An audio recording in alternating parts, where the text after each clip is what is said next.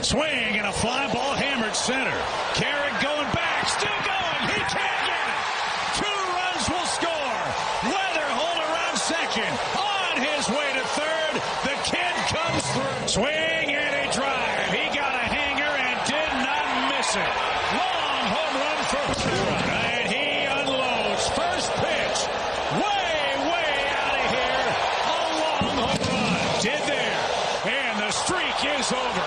A mammoth home run for Jordan Walker. Top of the order, being able to produce is huge. I think, obviously, when we were playing our best baseball, those guys were kind of unconscious. So you're not always going to play like that. It's just the nature of the game. So our top 4 need to do well, me included. And I think, obviously, recently we hadn't done a great job. And as you said, some of those guys are really starting to turn it on. So it'll be big for us.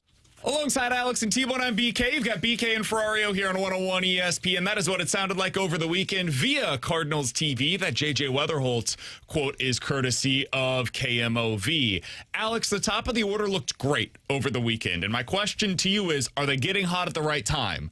Because, boy, is there a big series starting up today, guys. Yeah. I'm not kidding, actually. It's genuinely a big series at Busch Stadium this evening. The Cardinals are 3.5 games back right now of a wild card spot. I want to start out by saying I'm not predicting they're going to claim a wild card spot. You sound like we're back, baby. Yeah, you sound like you're excited. This can go in either direction. Yeah. The Cardinals by the end of the week could be 8 games back of a wild card spot. Damn. The Cardinals by the end of the week could be in a wild card spot. That is what this week represents for them. They've got the Cubs over the weekend, but more importantly, they're 3.5 games back right now of the Phillies, who are in town starting tonight. And the Phillies have not been playing great baseball. Most of the teams in this race, frankly, have not been playing great baseball, much like a year ago when the Reds found a way to sneak back in. The Cardinals could do the same thing after selling at the trade deadline. And, Alex, a big reason why is because, hot damn, the offense is getting going again. J.J. Weatherholt starting to walk at an insane rate again. 8 walks in his last 7 games. Sunday, we saw the power. That-a-way, J.J. Jordan Walker, quietly, 9-game hitting streak, batting .290 over that stretch. And this weekend, finally hit a home run for the first time in a month. Hallelujah. Alec Burleson is on an absolute heater right now. Couple of doubles and 3 home runs in his last 10 games. Ivan Herrera is figuring it out again. I don't know what changed for him, but God bless. I'm glad it happened because he's got 6 doubles and a homer in his last 10 games. That's 7 extra base hits in a 10-game stretch, looking like a cleanup hitter. Over the weekend, 8 for 14, 2 doubles, and a homer. Alex, you ready to buy back in? I was just going to say, and for all of you Cardinals fans that are getting excited about the start of this series, don't get too excited because Brandon's going to the game tonight. As T-Bone knows, that doesn't mean it's going to be a bad one. It just means it's going to be weird. Yeah. Weird isn't always good, though. No, it could be horrible. It could be good. I can't tell you which direction it's going to go. We might walk it off in like a wild pitch or something. You never know. I have attended a game in which the Cardinals walked it off via a hit by pitch. I think I was there for that one. I have also attended a game, remember the one, I think it was against the Mets, where it was Giovanni Gallegos forgot to cover first. Oh. That happened. We were also, I think we were there, and we got killed so bad Albert pitched. Yep, I went to that one. I also went to a Sunday night game where the Cardinals played, I believe, against Carlos Rodon on Sunday Night Baseball. And they were up like 7-1 by the end of the first inning. Yeah. So I don't know what's going to happen. I promise you it will be weird. Yeah. That's all I can claim for tonight. I can't wait. Look, I don't know if buy back in is the right answer, but it's definitely a lot more exciting than what it was 2 weeks ago because the offense is going. Like, this is the series, I think, as good as that Rocky series was, I always had this one on the paper because this one against the Phillies, it's the first time you're seeing the Phillies this season. It's the one team you've had a lot of success against playoff caliber teams this year. It's the one team you haven't seen this team go up against. Plus, you're going to get Sanchez and Wheeler in 2 of the 3. We got 'em. You're going to find out how great your offense is in this one. Like, there's nothing I'm questioning about this Cardinals team because what you said at the top was correct, BK. Everybody right now in this race is not that good, with the exception of the Cubs and sometimes the Phillies. But Padres, Marlins, Nationals, Diamondbacks, like, no, they're not anything that gets you like, oh, Cardinals aren't making it. These teams are all flawed. So if you've got Herrera doing what he has done over the last 3 offensively, if you've got Burleson with this, and you can get Jordan Walker's power back like he is starting to show, then yeah, you start to get a lot more excited and realistic of this team could put themselves back in the playoff race, because that's what had them in it all along. It was the top 4 and how dominant they were. You had an MVP caliber player in Walker. You had multiple complementary pieces with Burleson and Herrera, and you had Weatherholt, who looked like the rookie of the year. If you get that back, your pitching can keep your head above water, and yeah, you can pull yourself back into this race, and it gets more exciting if you can take 2 of 3 against the Phillies. I'm not feeling great about tonight with Dobbins on the mound. Also, you're going up against their worst starter, though, in Painter. The next 2 days, it's so funny, man. If you had told me this prior to the start of the season, I would have been like, buddy, what? You've got your 2 best guys on the mound. Like, Palante and Leahy have been your best starters, and they're on the mound over the next couple of days. So, I mean, it's not going to be stylistically on par with Sanchez or Wheeler. Well, but you give yourself the best shot with those guys out there. Hey, it's crazy, but it's true. Look, just because the name recognition's not there, 2 years, we're going to be talking about Leahy and Palante as the next Wheeler and Sanchez. It's just like the story of Cardinals Phillies over the last 5 years, right? They're the Goliath. We're trying to slay the dragon, you know? They've got the guys with the stuff. We throw Michaelis game 2 in the playoffs. Like, come on. It's the same story every year. Wainwright was going to go game 3 against, I guess it was Sanchez at that point for them. I don't remember exactly who their third starter was. Come on, we got this. What could go wrong, fellas? A lot could go wrong. But wow, okay. Alex is right about the offense. The offense is really the thing that we were going to judge this season upon, because as much as, and we'll talk about this later today, as much as the pitching has been better than expected, I truly do not know how many of these guys are going to be around when the Cardinals are good again. I don't know. Maybe Palante will be. Mr. Positivity. Probably he won't be. Maybe Kyle Leahy will be a starter for you. Maybe he'll be a bullpen arm. I just don't know with a lot of the guys that are currently in your rotation. I think the more important thing for them is what's happening down on the farm when it comes to the pitching staff. On the offensive side of things, though, there's a really good chance that Walker and Weatherholt and Burleson, Herrera, etc., those guys are going to be here.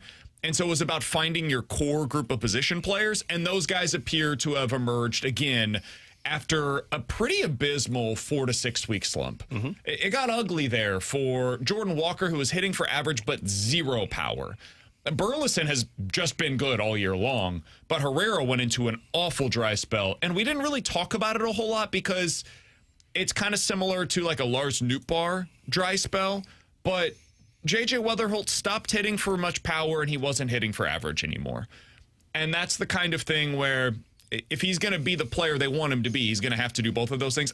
I'm not worried about it. He's a rookie. I always anticipated that he was going to hit a rookie wall at some point, but now he seems to be coming out on the other side. So if that's true, if that continues, they're going to be in this thing down the stretch. How much will they really be able to push the teams that are currently in the race?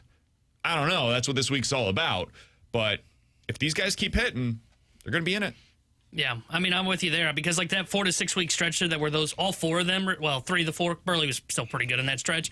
When cold is the whole reason they kind of sunk back to the pack, right? And that's why now it's not just a tough task because they're 3.5 back, I think it is, or 4.5 back. It's the fact that they've got multiple teams to leapfrog, and some of them they don't even have the tiebreaker on, right? They don't have the tiebreaker with Miami. They don't have the tiebreaker with Arizona. They got the tiebreaker over San Diego, though, and they could try and get it over Philadelphia if they take care of business over the next 2 weeks when they go to Philadelphia as well. So they've got themselves a shot, and it's always going to come down to the offense. The problem for this team, as you had mentioned, them being flawed, it's not so much the offense that I'm worried about, it's the next whack-a-mole that's going to pop up because it's been a theme all year long. Offense goes really well, bullpen sucks. Bullpen's been great, starting pitching's not been good. Oh, the offense and the bullpen, or starting pitching been good, now the bullpen's blowing up. So it's just been a giant game of whack-a-mole. If the bullpen can get hot for a little bit here and continue to pitch well like they did in the month of May, and we're starting to see a little bit of that, right? Stanek's been good here of late. Soriano, I know, gave up a home run yesterday, but he's been pretty good so far. I like Ferguson. He's been a nice addition to the bullpen to help them from the left side. If those guys can pitch well while the offense does its thing and the rotation is able to hold up against the lineup of the Phillies, you've got a shot to take 2 of 3. The question will be, can they sustain that 4.5-month run? Can I say one thing about the game specifically from yesterday real quick? So remember when people got on Ollie for pulling Michael McGreevy? His last start. No. Yeah. Cardinals fans don't get on the manager. It was the guy that threw out first pitch Saturday. So they left him in yesterday. Yeah, and? How'd it look? It didn't go well. It was basically the exact same situation. Do you think It that was just like all? a bigger, I think there was a bigger gap in terms of the score. So they left him in to feel it. You think that was Ollie saying, okay, Joe, here you go. You want me to give him an opportunity to go through 3? And he did. He tested him, wanted to find out how it was going to go. Immediately a home run. Yeah, but he went, all right, time to go. They should have zoomed in on Ollie and just got that smirk that he's so good at where he's like, that's right, Joe. I told you we only get 2 out of him. That was one of those where the math is always in the critic's favor, and he was like, all right, criticize this. Go Take ahead. this. Please, same people that criticized me for pulling him, criticize me for leaving him in. Please, I dare you. Please do it. Do you think he mentally did the Abner Uribe from the Brewers just be like, yeah, 3 times? Did you see the new guy, by the way, for the Mets? No. What he Yeah, does? jumps up What in does the he air. do? I love the gets guy. strike He's out and he- Michael Jackson on the mound. It's unbelievable. With Michael Jackson, does he do the kick? Does he do the everything? Yes, He probably does do that. I gotta. What's I his name? picture I gotta him look at doing this. that. I have What no is it? idea. It was like a He's a lefty. I'm just gonna type in Mets jump and we'll see what Mets happens. reliever celebration. Oh yeah, he does a little air guitar jump. Yeah. Jeffrey Yan. I love this guy. He's amazing. Watch the video and just make Michael Jackson sounds. Come on. He's my new favorite baseball player. I think I put him and Abner Uribe in the same bullpen, and my goodness. Can you imagine if pitchers still had to hit? Oh, boy. Wow. Hey, Michael He'd has be a got an character. RBI bunt the other day. He can still do it. This guy would be beaned every time he yeah. comes to the plate. Every single time. I wish we'd have it. Oh, man. See, be entertaining, ladies and gentlemen, because it I want to see what makes it happens fun if he for gives everyone. up like 3 runs in an inning. And then Does he gets the jump? third guy to strike out. Does he still do the jump? You have to. The other day when he was playing against the Guardians, he was doing that. And then the Guardians, after hitting a home run against him, Did they jump did at the the plate? celebration Yes! in the dugout. It was amazing. See, you got to be cold-blooded when you do It's that great. stuff. You got to give it right back. If you give it, you got to be Yep. able to take it, right? Yep. And that's part of what makes this game all right. Coming up in about 15 Hold minutes. something when I jumped. I want to try that. How many college football teams are truly entering an all-in season? We'll get into that here in just a little bit. By the way, Chaim Bloom, the Cardinals president of baseball operations, he will join the show coming up at 1:30, so be sure to stay tuned for that. Let your friends know. Chaim Bloom, Cardinals president of baseball operations, joins us on BK and Ferrario at 1:30 today. If you guys would like to get involved in the show, 314-399-9646. That is the Air Comfort Service text line to do so. You can always check us out on YouTube as well at youtube.com/101ESPN-STL. Coming up next, all right, we got to the good from the weekend. Now we got to get to the bad. Hope you all enjoyed it. Can we just be done with the Liberatore experience? Oof. Or do we have to see at least one more start from him? We'll get into that next here on 101 ESPN.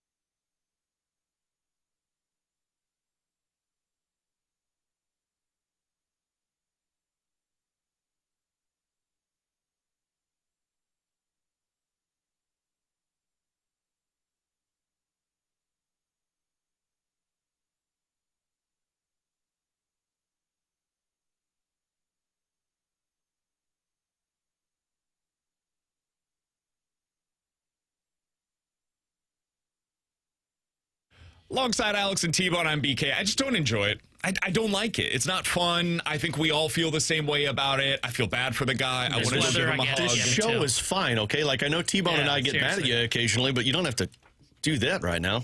I got kids, man. It's your tone that drives us. Just because it's not fun for you doesn't mean it's not fun for us. Matthew Liberatore went 5 innings, gave up 5 earned runs, 9 hits, 2 walks, 3 strikeouts over the weekend. This was coming off of a really good performance. And we said this after that one where it's like, okay, that was good, Libby. Can you do it again? Yeah, but it was against because the goal is not just to be able to do it once, it's to be able to do this consistently. And he went 6 innings, 1 hit, 0 earned with 7 strikeouts against the Toronto Blue Jays. His follow-up to that was whatever the hell we saw on Saturday, where he has once again a blow-up inning, and Alex, a big part of that one was not covering first. And these are the mental mistakes that are just kind of hard to ignore. And it's stuff like this where when you watch it, or the walks, or the 1 inning where it's like, hey, man, outside of that inning, it was 5 innings and 1 earned run. But because of that inning, it was 5 innings and 6 earned runs. And you want to be able to believe that he can overcome that. And eventually, if he keeps working through it and he keeps working through it, he's going to find the sequencing. He's going to find the execution. He's going to find the ability to overcome that first guy getting on. But it just hasn't happened. And this is now 17 months, 18 months of us watching this. Man, it's the same story repeatedly with this guy. I understand why they did it coming into the season. We all excused or explained it away last year. It was like, hey, it was his first full season back in a starter's capacity, and you look at the end result, 150 innings, 4.2 ERA. That's really not that bad. And most of that is because he had an atrocious second half, and maybe it was because he was wearing down. All right, cool, I can get that. It's basically been bad the entire year this year, outside of a few starts here and there. Are you ready to move on? Do you think the Cardinals are ready to move on? Or are we going to watch another one of these Those things? are 2 separate questions. I was ready to move on about a month and a half ago. And the second time I saw Hunter Dobbins, I was like, cool, let's go with this. Are the Cardinals ready to move on? No, I don't think so. As much as we would like them to, I think they're perfectly content with where they're at. I believe that they want to just let Matthew Liberatore continue to push through, figure this out, and then at season's end, then they can sit down and have a real conversation of, look, we've got multiple guys coming up through the system. It didn't go so well for you. What's your role? Where are you at? Because if you want to be a starting pitcher, maybe we have to look elsewhere for you. Do you want to find a way to adapt to the bullpen and become a utility piece? Well, maybe we can figure that one out. I don't think that's going to change the rest of this season. I think you're going to hit an innings limit at some point where Quinn Matthews comes up and is able to piggyback multiple pitchers. That's where I think this thing goes. And I think you see Liberatore the rest of the way, which is so ironic because, again, that was the downfall of the Cardinals' last year's playoffs hopes, keeping Eric Fedde as long as they did. And it might be the downfall of them this year if they continue with that with Liberatore. I mean, look, it was the one game that I chose to go to this weekend with the family, and it was the one game I know. It was hot out. Even my wife, though, who loves baseball but doesn't know, the ins and outs of it all. When Libby didn't cover first base, she goes, well, pay attention. That's where her mind was at. She started billing then? Kinda. Okay. But their kids were chaotic. It was a tornado itself, so we had to power through. But, nothing about that game was entertaining because it was the first pitch. I was at Cardinals Nation still eating dinner, and he gave up a home run. Couldn't hit the strike zone. He had moments to where it was like, oh, damn, look at that. Swing and miss. You're able to get out of the jam that you were in. But then you'd have a blow up to where the command is off. You put 2 guys on base. They're stealing on Ivan Herrera left and right. And then you give up power after power after power. I just don't know why you keep going with it, but I don't believe the Cardinals are going to change it because they'd probably say, we've gone this long. Let's go the rest of the way. I don't think they're going to change it for roughly 10 days. I think the rest of the year. I was going to say, how many more days in the season? I think Quinn's coming up to piggyback, not take Libby's spot. I think Quinn's going to take a load off of Kyle Leahy, and I think he's probably going to take a little bit of a load off of Matthew Liberatore, just considering how much he's getting roughed up. I do find it interesting. Here's something to keep in mind. I think Libby's making his next start against the Cubs. I don't know how they get around that. Agreed. To be honest. Unless somebody stubs their toe and they have to go on the IL. Maybe turf toe. Is this going to be a classic hope for a rain delay? Maybe, yeah. Postponed, oh darn. Somebody's going to do a rain dance to try and get that to come down. Get excited, do your rain dance. Everyone do it. But even then, like that just pushes Libby back a day. They would need it 3 days. Okay. Well, you know? I don't know if my rain dance is that powerful. I'll give it a go. The reason I bring this up is because on Monday, August the 17th, they've got a doubleheader. Oh, boy. You could theoretically insert Quinn Matthews into the rotation for that day, right? As a part of the doubleheader, he starts one of those games. You bump Leahy the next day, would be my guess, because Leahy is the guy that they're running into the innings limit with. And Leahy then takes that start instead of Liberator, and then McGreevy the following day would just be back on turn. And at that point, you can make the switch if you wanted to. I don't know if they will, but you could technically do so, because then you send Quinn Matthews back down. It would just be a paper transaction. He probably just literally sticks with the team up here, does his bullpen, and then 5 days later makes his start. They can add him to the active roster at that point without any kind of limitations, because the time has expired in terms of how long he has to be down at AAA. So that's my guess on how this all plays out. My confidence level in that is not particularly high, because I've also thought they've been ready to make the move previously. Now, the difference here is there's no more service time consideration there, really, because even if you call up Quinn Matthews, he still is a Rookie of the Year candidate for 2027 in the event that we play a full season in 2027. If we don't, he'll be 2028. It would just come down to, are they ready to make this move with Matthew Liberator? And are they comfortable with where they're at right now with Kyle Leahy? I would say yes and yes. And Liberator now just becomes the guy that you piggyback with Kyle Leahy, instead of doing that with Quinn Matthews, and he gets the opportunity to start and work on his routine and what it looks like every fifth day. Like, they talked about this a lot with Kyle Leahy, where he needed to learn the routine this year of how to prepare for a major league game as a starter. I'm not saying that Quinn Matthews doesn't know how to do that, but he's never done it consistently at this level with this staff. And so learning that, I think, would have some value of what the off days look like for you. How do your bullpens look here? What are you trying to work on behind the scenes when you're having your third day after a start meeting with Ollie Marmol and with the pitching staff? Like, that kind of stuff to me is valuable. I think they view it as being valuable as well. And if it is, then Libby needs to be the one that's pulled from the rotation. I think it's I would think. I think maybe it's I'm missing something. It's a great idea and it's a great plot. I just don't believe the Cardinals are going to do it. I think the Cardinals view it as a value of figuring out with Liberator in terms of, let's see what it looks like for a 162, and then at the end of it, we can decide what's best for him and the organization. I just don't think they're going to stop it with Liberator the rest of the way. Because, one, he's providing them innings, even if they're not valuable ones.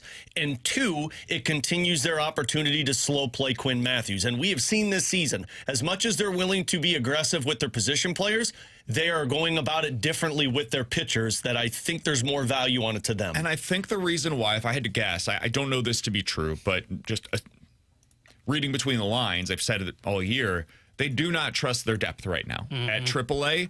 And when you look at it currently, if they were to call up Quinn Matthews, who is that next starter? I'm truly asking, who is the next guy that would, in the event that they had some kind of an injury or an issue where they had to start somebody else, who's next man up? Is it Cooper Jerpy? Maybe. Because he's on the 40 man, so like he would at least, there would be no transaction that has to take place there. He would be my guess, because I don't think they would want to. Yeah, I don't think you have anything. Don't think they'd want to select Sanger just yet. I don't think they'd want to select Molina. Bryson Mott's, but I know you've kind of transitioned him into the bullpen. I don't think he's even a starter anymore. Unless he started throwing more innings, I think they've just moved him to the bullpen at this point. I mean, I think maybe Schuster.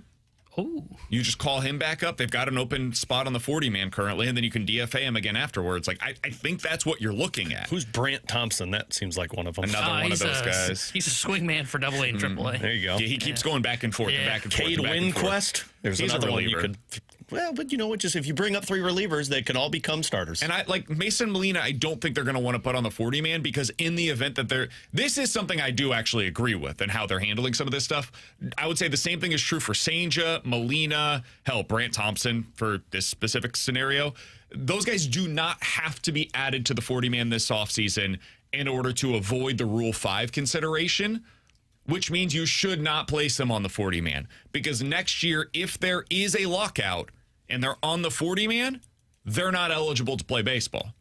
If there is a lockout and they are not on the 40-man and it goes into the season, they get to go play at AAA because the minor leagues are not under the same collective bargaining agreement as the major league players. So anybody that is on a major league roster, and that includes 40-man, I believe, they're ineligible to play. Yeah. The other guys that aren't currently on the 40-man, they can continue to play in minor league baseball. So that's why Senja is not and probably will not be added to the 40-man this year.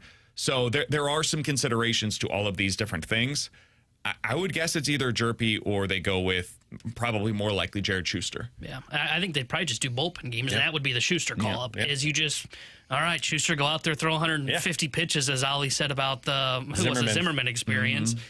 And, like, hopefully we're competitive in that game, you know, and I think that's what they would do. This is all why they wouldn't make the move with Libby. Yeah.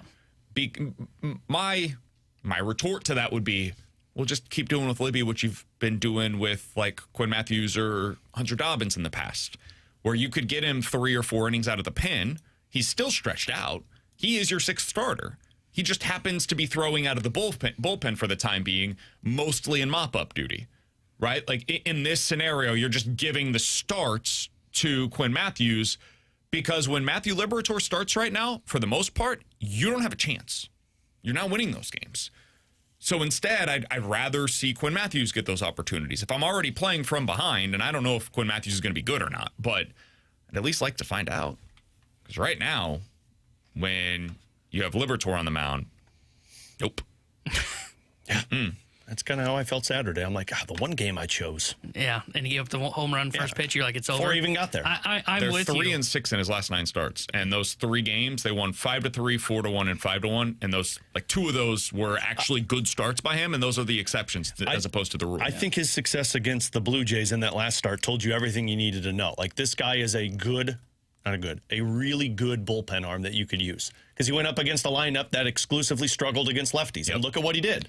But when you go up against another team that knows how to hit lefties, you get shellacked. And that would be the thing that I would say is, like, if you believe if he could be a good reliever, why not try it over the next month and a half? Now, I understand he was good a couple of years ago in that role. There's a chance his stuff is diminished where he may not be successful out of the bullpen. Wouldn't you like to find that out over the next month and a half? And to your point, if it is a question of, well, what do we do about our depth? Figure it out when you get to that point, right? Okay, so if someone did go down to injury, okay, well, then maybe you do have to go back to stretching out Matthew Liberatore in the final month of the season. I don't think, if this was like June or May, okay, I could get where you're concerned about the depth, right? We're now in the home stretch of the season to where I think you would be fine. 6 weeks left. 6 months. 6 months. Whoa, easy there, big boy. 6 weeks left. I think you could figure it out and you would be fine in that amount of time. I get what they're doing now with Matthews. That makes sense, right? Even though I had my issue with it at first, I've calmed down and it makes sense. Once you get past that, though, that's when I will not understand if they continue to throw Matthew Liberatore in the rotation. Alongside Alex and T-Bone, I'm BK. Coming up in 15 minutes, we'll get into questions and answers. 314-399-9646. That's the Your Comfort Service text line. A reminder, we'll have Chaim Bloom, Cardinals President of Baseball Operations, joining us today at 1:30. Coming up next, how many college football teams are truly entering an all-in season this year? We'll get into it next year on 101 ESPN.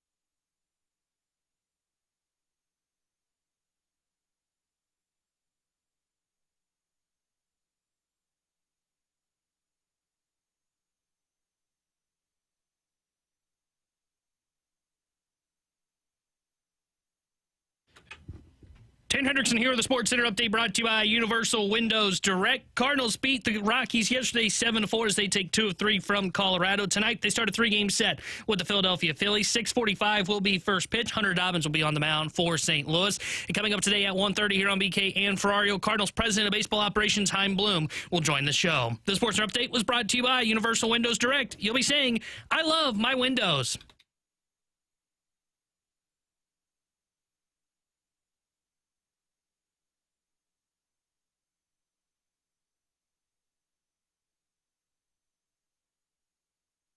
All right, update on the college football playoff from Ross Dellinger, who does fantastic work for Yahoo Everybody Sports. gets in. 64 teams. Nope.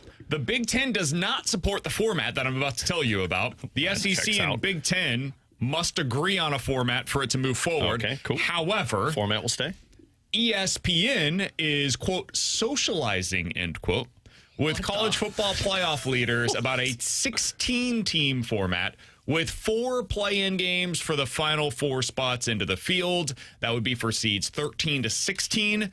There is an expectation that will be discussed at today's meeting. Man, so for those that are unaware, college football playoff executives are meeting today about whether or not to expand the college football playoff field. There's been a lot of talk about a 24-team format. SEC is not interested. Big Ten wants that one. There is now consideration for a 16-team format. Apparently, the Big Ten's not interested. Unknown on the SEC. Isn't this basically a 24 then? ESPN wants it. Can you explain to me why Big Ten wants 24 instead of 16? This would basically be 20. Because you'd have 16 teams plus 4 in terms of the play. Can you explain why the Big Ten doesn't want to do 24? Big Ten does want 24. That is what they have been clamoring 16. for. Apparently, according to this report from Ross Dellinger, Big Ten out on 16, in on 24. I'm just a little confused. They want more representation. They believe that with 24 teams, their conference would get more money, more spots. But isn't 16 more representation? Yes, but they want 24. If they're going to expand, they want to go to 24. And this is probably going to be, at least for the time being, the last expansion for a while. So they don't want to move to 20 and then not be able to get to 24. Gotcha. That would be my guess on why they wouldn't be in favor of this. Are you guys cool at this point of expanding the field, or how do you feel about just like, before we get to the number, are you guys interested in expanding the field? Because that seems to be the next move. I mean, I am, because I felt like this last year was really entertaining. Now, the number, I think, is a big caveat in this. Like, I do think 24 is a little outrageous. I think 16 is probably a comfortable spot for me. But we complained about it so much, or at least T-Bone and I complained about it so much last year in terms of what it was going to look like. And by the end of it, I really enjoyed the format and watching those teams kind of fight to get into one of those spots. And it really took away from that whole AP rankings thing that we do every year, to where we stopped complaining about it, or at least it wasn't as dominant as it's been in the past when there's only 4 teams that get in. So yeah, I'm for it now because it's kind of inevitable. But I also think it makes it a little bit more enjoyable throughout the season. Yeah, I would stick with 12. I have no issues with sticking with the 12-team format. I don't think there's a need for 16. I really don't think there's a need for 24. Nothing like watching 25 through 28 trying to argue their way into the freaking playoff. Why not, man? I would stick with. I prefer 12 because I think it still allows for the regular season to have a meaning. It is still challenging for some schools like Illinois, Missouri, for example, to try and get into the playoff. And I kind of like that, honestly, and it makes their games mean a little bit more. I was a little afraid this would take away a lot of meaning from the regular season at 12, and it hasn't impacted it too much. Now, it does pull away from some games towards the end of the year, but not a ton. I would prefer to stick with 12, and the more you expand this, especially if you go to 24, 16, you might be able to get away with it. 24, we're going to be talking about like 4 loss teams getting into the playoff, and I don't want to get to that spot with college football. I agree with you on that. I would say if you're going to expand right now, like if there's just incentive to do so, I would do 2 things first. 1, get rid of the conference championship games. Use that as a play-in weekend. 2, just add play-in games to the current format. Like, just go with 8 through 16 are part of a play-in game. So 8 last year would have been Oklahoma. Why not just have them play against Utah. We were talking about that last year at the time. For 9, it was Alabama, have them play against Vanderbilt. For 10, it was Miami, have them play against BYU. For 11, it was Tulane, have them play against Notre Dame. And 12 last year was James Madison. Hey, James Madison, you're going up against USC. Like, just do that. If you are this hell-bent on adding a round, which is effectively what they're trying to accomplish with this, then just add a play-in round and get rid of the current weekend that exists, which is the conference championship games, which are almost entirely meaningless now. Yes, they're for the bye, but other than that, let's be real. They just don't really have a whole lot of incentive for either The only team. ones that matter are the group of 6. And honestly, it's like 2 of those matter, if that. And last year it was, even for some of those, it didn't really feel as though it mattered. So yeah, I don't think we're going to get to 24 right now. I don't think that's realistic. I don't know why you need to expand to 16 plus 4, because that's basically what this is. It's not a true 20-team playoff. It's 16 plus 4 because of the This is the classic. play-in game. Let's meet in the middle. You want this, they want that. How about we go right smack dab in the middle? I think if you want to kind of split the baby, which is what they're doing here, go with the 12-team playoff that you already have. Add in a play-in weekend, get rid of the the conference championship weekend, and use this as the stepping stone moment to find out how much interest is there in this play-in weekend. There's going to be a crap ton of interest, right? Like whether it be television executives who want to get their hands on this, it's an extra thing that they can sell, or if it's fan engagement, like there's going to be interest in such a format. That's kind of why the part of me of like, why even test it? Like, there's going to be interest. Just go with it. Just do it. Because they can't get some of these conferences to agree. And so as a starting point, get this. Because one of the things that they have to negotiate is the conference championship games, because they have a crap ton of money that is associated with them. These conferences are making so much money off of the TV networks. And that's why ESPN socializing today is such a big deal, because ESPN's the one that runs everything. Let's be real. Like, they run conference realignment. ESPN runs the college football playoff. Like, they are such a big part of why all of this stuff has happened, because money is what makes the world go round. And without it, we don't get any of this stuff. Mizzou would still be in the Big 12. Texas A&M would still be in the Big 12. We wouldn't have USC making cross-country trips for volleyball, right? But instead, we do have all of that stuff. We have made all of these changes because of ESPN and because of the money that is associated with everything with college football. So, yeah, it's a really big deal that they're trying to push this. Now we get to find out what the next iteration is going to be of the college football playoff. I would say, and somebody on the text line mentioned this, guys, just stick with something for like 10 years. I would love to see that, where, hey, once we put in whatever the next version is going to be of the college football playoff, no changing it for at least 5 years, at minimum 5 years, to find out how it works. Because so far, every year it feels as though there's been some kind of a tinkering that takes place with the format, where we don't really have any data on what it's going to be long term. Yeah, unfortunately, that will probably never happen. Yeah. Especially if they decide to settle and split the baby in half here. Yeah. They're going to leave an out in the contract that they signed with ESPN, I think, because there's already, they already put an out the moment they did a 12-team playoff. I just think that's naturally going to occur all the time. That one is one of those where it's like, it's never going to happen because the money talks, to your point. And that's unfortunate because, 20 years ago, it wasn't the money that was talking. It was, let's just enjoy college athletics. But now you're at the point where conference realignment, even in that Senate bill that they've tried to pass over the weekend, they're even leaving open the room to expand conferences even more potentially in that as well. I saw a graphic the other day on social media of what the conferences used to be, the Pac-12, the Big Ten, the ACC, SEC, and Big 12 were. I was like, oh, yeah, that made sense. The Big Ten is just central north. Just the Midwest? Wow. Yeah. The Big 12 was just Midwest plus Texas. The SEC was literally Southeast. The name of the conference is Southeastern Conference, and it was teams from the Southeast. The Imagine Pac-12, that. the Pacific 12 was teams that are on the Pacific Coast. It was like, hey, man, this all makes a ton of sense geographically. I understand why you were in these conferences. And now you look at it, you're like, hold on. Washington and UCLA are in the Big Ten? Mm-hmm. Cal is in the Atlantic Coast Conference. And it's impacted everybody. It's not just your big ones either. Like Northern Illinois is in like the Mountain West. That makes sense. It's kind of. Yeah. If you look at it the right way. I don't get it. It's like being in Indiana. You might be in the Eastern time zone. You might be in the Midwest. You just never know. Well, when they fix that, we're going to fix these conferences. Yeah. From the 618. Guys, would you still need a bye for the top 4 in this format? Some teams would have 2 games before the top 4 play in this format.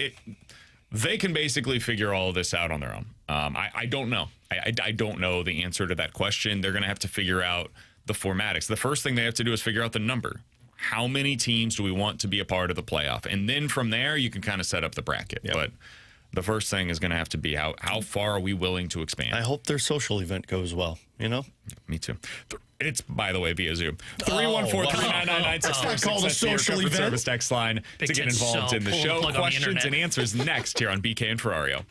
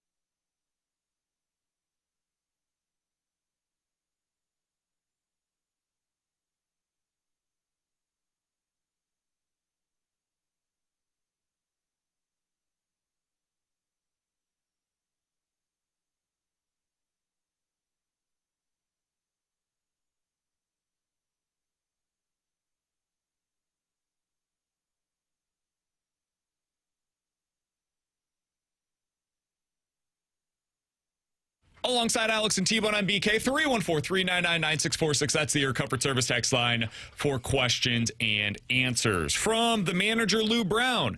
Guys, do you think the Cardinals are sticking with Liberatore as a starter because ownership doesn't want to admit that they lost the Randy Arozarena trade? No, that's not If Mo was here, I could make that argument, but I don't think Chaim cares about that one bit. And I think Mo knows they lost that trade. I mean, they've known they've lost that trade for what, 3 years at this point? You lost that trade the moment Arozarena basically was in the same category as Babe Ruth and Reggie Jackson. I don't think this has anything to do with the trade. That's a sunk cost at this point. It just didn't work. And you've been chasing your tail ever since, trying to find that right-handed outfield bat, basically. Finally may have found it in Jordan Walker. But I don't think this has anything to do with that. I think it has everything to do with, one, their lack of pitching depth, and two, where we are in the calendar, where Quinn Matthews is not yet at that rookie eligibility for 2027 spot. Yeah. From the 636, guys, BK rarely lives in reality. Can he go ahead and pull a hockey topic out of thin air today to help Alex get through a rough stretch of minimal NHL stories? I think I'm doing okay, guys, right? I haven't had any issues lately. I think you've been great. I've been handling it. We had one today from The Athletic on future NHL or just hockey Hall of Famers. And Alex was upset about Alex Pietrangelo not being on the list. And then we realized that he was an exception from the list because he's not technically active. I think upset is a little aggressive use of the word. I was a little surprised. That's fair. I also think it's dumb that you're just omitting him because he hasn't played in a couple of years. He's still active, but that's beside the point. The other thing on that was Jordan Binnington was not mentioned. Yeah. That was a bit surprising. I think if they had won I do wonder, do you think he would have been on that list if they had won the Olympics this year? I guess it's true. He's still short the Olympic gold, isn't he? Yeah. Because then he would have the Olympics, the Four Nations, and the Stanley Cup. I could make a stronger case for him. I don't know if he's on that list because I think they did that list based off of regular season numbers because Shesterkin and Sorokin haven't done anything. It includes everything, right? It's supposed to. It's supposed to, but I mean, what has Shesterkin and Sorokin done? I don't know, but I'm just saying, for Binnington's resume, that would be a big thing. I would be making a stronger case if he does have an Olympic gold behind his name. I don't know if it puts him on the list at all because I just think they look at Binnington's numbers and say, well, you haven't done much with it. The cup helps. I think he belonged on. They had a category of still work to do. That's where I would have put him. And that's where I agree.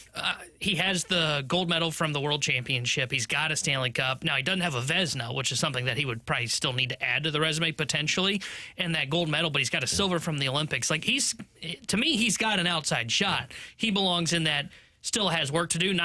We shouldn't even put him on the list because it's not a conversation. Yeah, I think Marty Brodeur, if I'm not mistaken, I might be off on this, but I believe Marty Brodeur is the only one that has all three as a goaltender, where he's got Olympic gold, a Stanley Cup, and World Championship gold. And Binnington's got two of the three. I do think the work to do is very valid because on top of the work to do, if he gets himself another Stanley Cup at some point, I think you have to be talking about him because if you get multiple cups as a goaltender, you're in that conversation. From the 618, guys, where's the middle ground for the next CBA? $300 million cap, $190 million floor, no revenue sharing, quicker routes to free agency. I'm just not sure what it's realistically going to take. Good question. I wish I knew. If you knew the answer to that, you'd be a $100 million man. Let me try this. I don't know if there is a middle ground because you got to decide if you're going to have a cap or not, and that's the problem with all of this. There's not going to be a cap. I'd be really surprised by that. I think your confidence. I think the way that you could maybe... I think what they're going to have to try to do if you're the owners is more extensive... Penalties if you go above a certain threshold. And to get that, you give in on more of a floor. Yeah. Maybe it's a 3-year rolling floor. We see this in the NFL where you have to spend X amount of dollars to get there. I think the NHL has that as well. I know the NBA does. And so maybe it's like a $75 million floor, which this year I think there's 5 teams that wouldn't have been able to get there or chose not to get there is a better way to phrase that. Let's see here. How many teams did not get to that number? 75 is low. I think it's only 2. Cleveland and Miami, I think, are the only ones not there. You're right. So maybe it's 90. Yeah. $90 million. Put, 5? Mm-hmm. Are the Cardinals at 90? They're at $93 million right now. Boy, what did the floor? Wow. You know what? Given the way the money's increased, it might be $100 million. I think it's probably 100, 110. Yeah. And it rises year by year as revenues like continue to grow. Like you said, a 3-year rolling, which would make some sense because I think I'm with you. I think somewhere that middle ground is higher penalties or stricter penalties for teams that go above whatever the ceiling is. Slider penalties for teams that don't reach the rolling floor if they don't get to it. I don't know exactly what that would look like, but it would be probably a little bit less of a penalty compared to the top spending teams. Otherwise, why would those organizations or those owners, agree to that? And then I think it's probably for the players, it's also getting them to free agency a year earlier. That would be my guess. I'd say a couple of things that I would throw into this maybe expanded playoffs. I would say no deferred money is going to have to be a thing in the next CBA. I think you're going to have to... I'm trying to think of other ways that teams are trying right now to circumvent some of these rules. Like, hey, if you end up with over the number, the CBT threshold, you get fewer options for your pitchers over the course of the season. Or you get docked certain draft picks. Or you get docked international free agent money. Like, this is the kind of stuff where they're going to have to start taking away routes for you to improve your team outside of free agency. Because then it penalizes a team like the Dodgers, who are really, really good in so many different areas, and that's a credit to them. They're really good in international free agency. They do an excellent job of cycling through all of their depth with their rotation and their bullpen, and they just keep finding new arms to be able to throw at the problem, especially as they're, treating the regular season as a preseason effectively for their rotation. So you have to find ways to penalize them if you're not going to have a true cap. So I think that's going to have to be the spot where they ultimately get to. Oh, that doesn't sound hard at all. Yeah, I was going to say, we're going to be playing baseball by March. Yeah, you can get to the middle ground. Alongside Alex and T-Bone, I'm BK. Coming up in 15 minutes, we'll play a game of socializing. Yeah, where's ESPN to socialize? You think Manfred will start socializing real soon? In 15 minutes, we'll play a game of in or out. But next, was Saturday the beginning of the end for Ivan Herrera as a catcher? We'll get into that next here on 101 ESPN.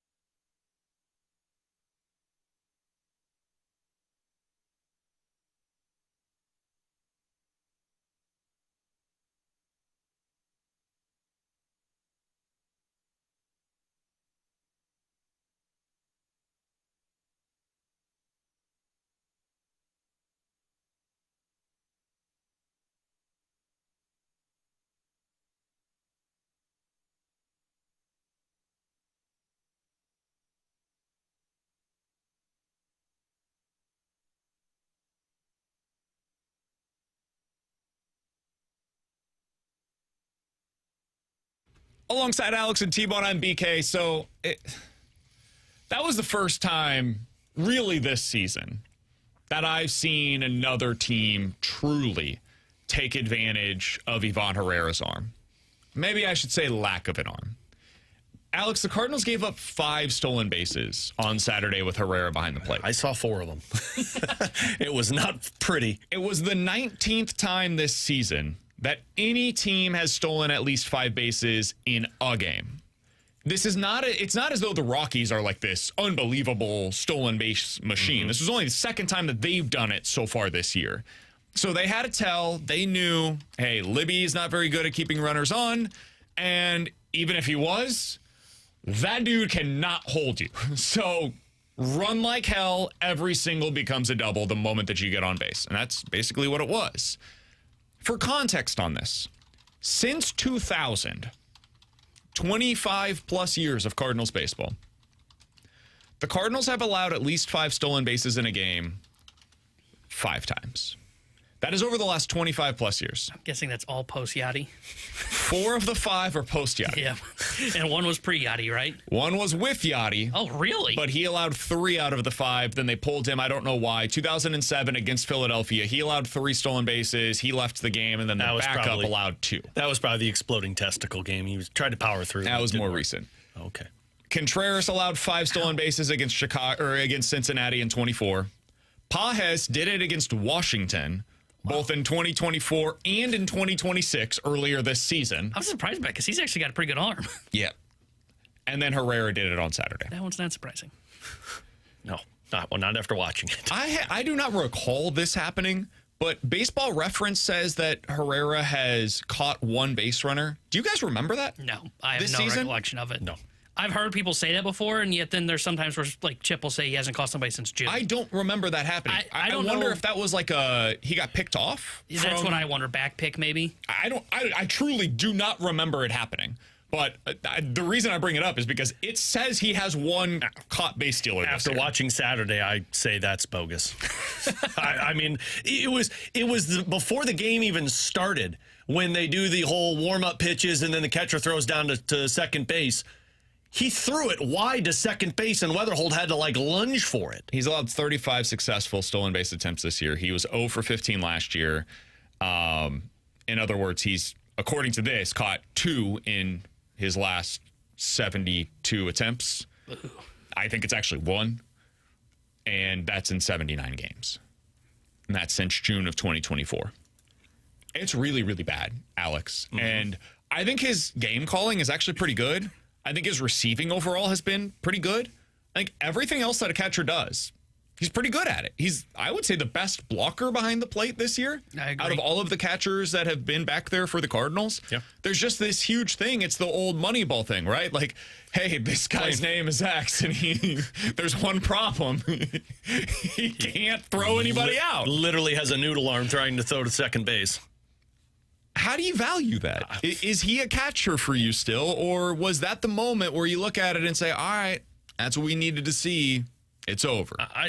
I mean, he's not a catcher for me.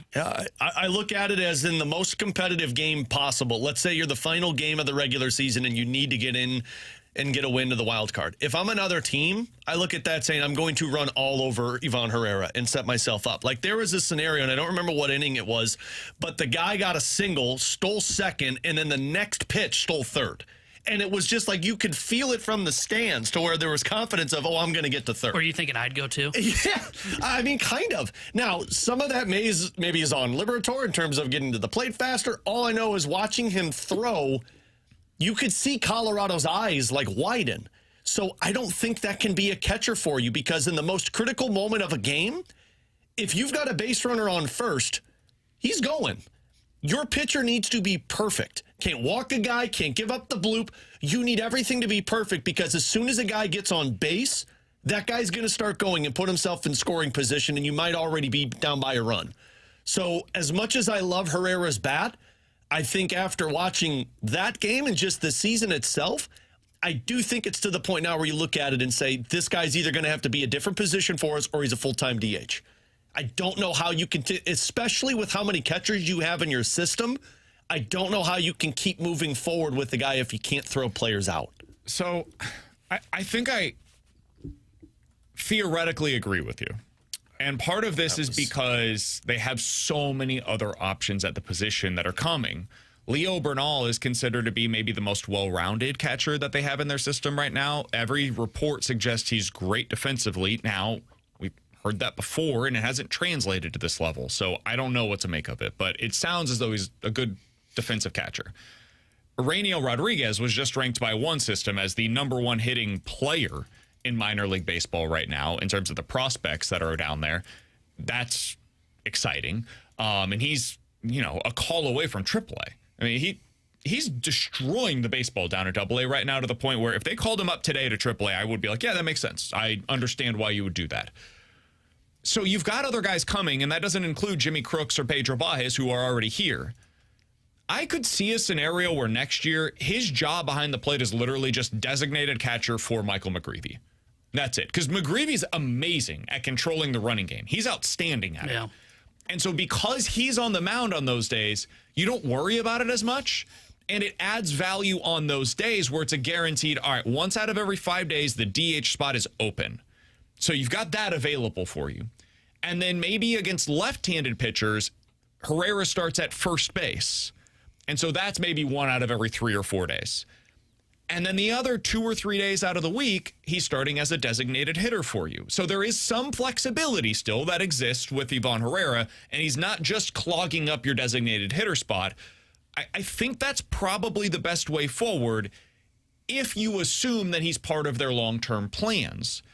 And this gets into the offseason of it all, which is, do they view him as part of their long-term plans, or do they think he is the chip that can get them one of the pieces that's part of their long-term plans? I could see that going either way, but I do not think long-term, given what we've seen this year with him as, unfortunately, a complete liability throwing runners out, I don't think you can now view him as a full-time catcher any longer. Yeah, I really feel like Herrera's future is tied to Rainiel Rodriguez, to where if that bat looks like it's going to translate to the major leagues, and, it looks like it does right now, but you'll never know until he gets there.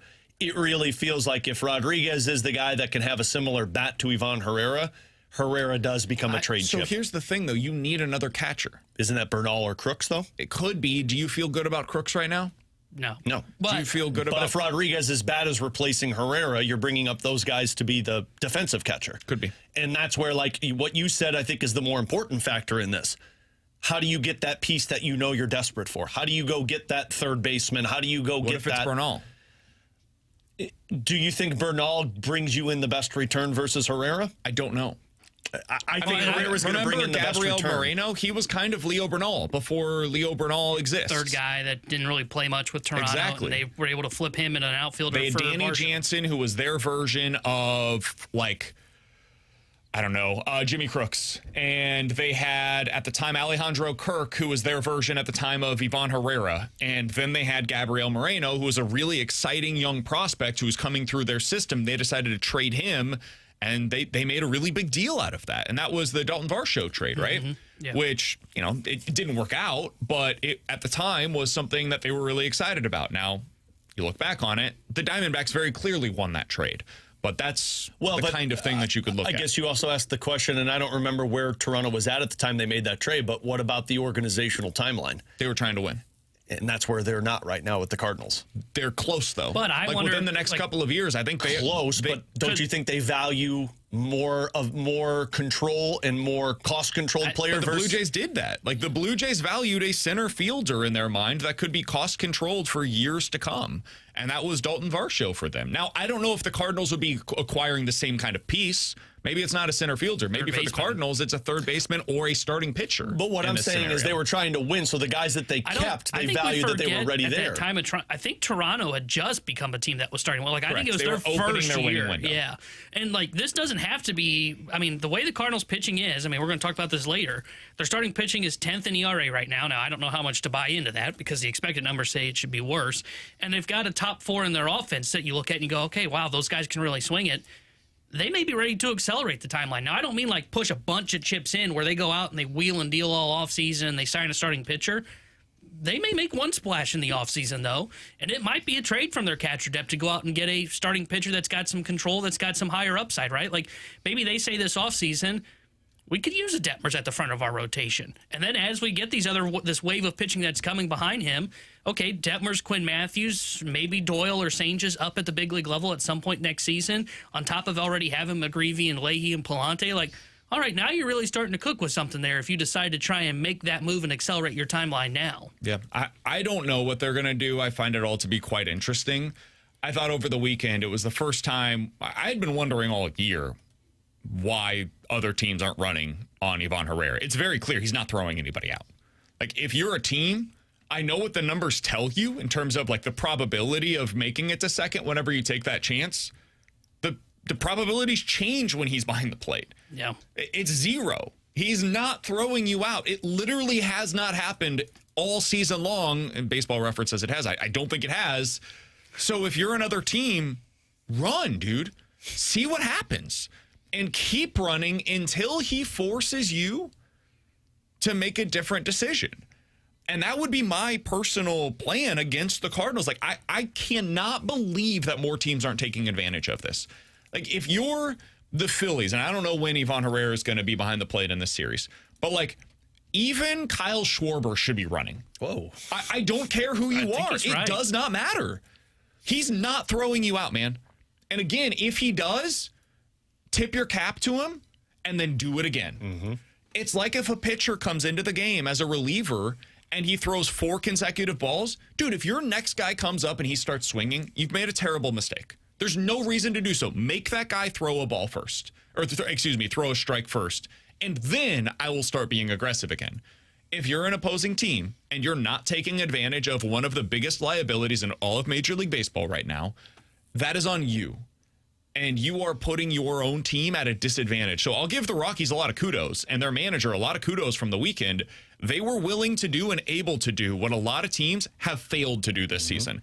And it might have won them the baseball game. Without doing that, I'm not sure they win that game. And on it Saturday. Also, it doesn't also just lead to the stolen base. It makes a pitcher uncomfortable. Look at Strzelecki balked in that game because he was so worried about them dancing out at second base. So it isn't just we get an extra base. Everybody that steps on that mound out of the bullpen has to think about it I better hold the runners on because I don't trust my catcher to throw them out. I mean, it feels like they treat it the same way they used to treat John Lester, to where as soon as a guy got on base, it was basically just start running to second base. Yeah. And that's where, and it really comes down to the pitcher too. Now, I don't know how to read that much as well as others do. Libby's not good at it. Yeah, like you guys said, McGreevy's great at it. To your point, McGreevy's fantastic at holding runners. Libby was not great at it, and you saw that game unravel pretty quickly because there was a little bit of hesitancy in terms of, I don't know if my catcher's getting this guy out, and I don't know how to control this. So it's just a recipe for disaster if you're the Cardinals, and I don't know how you continue moving that forward.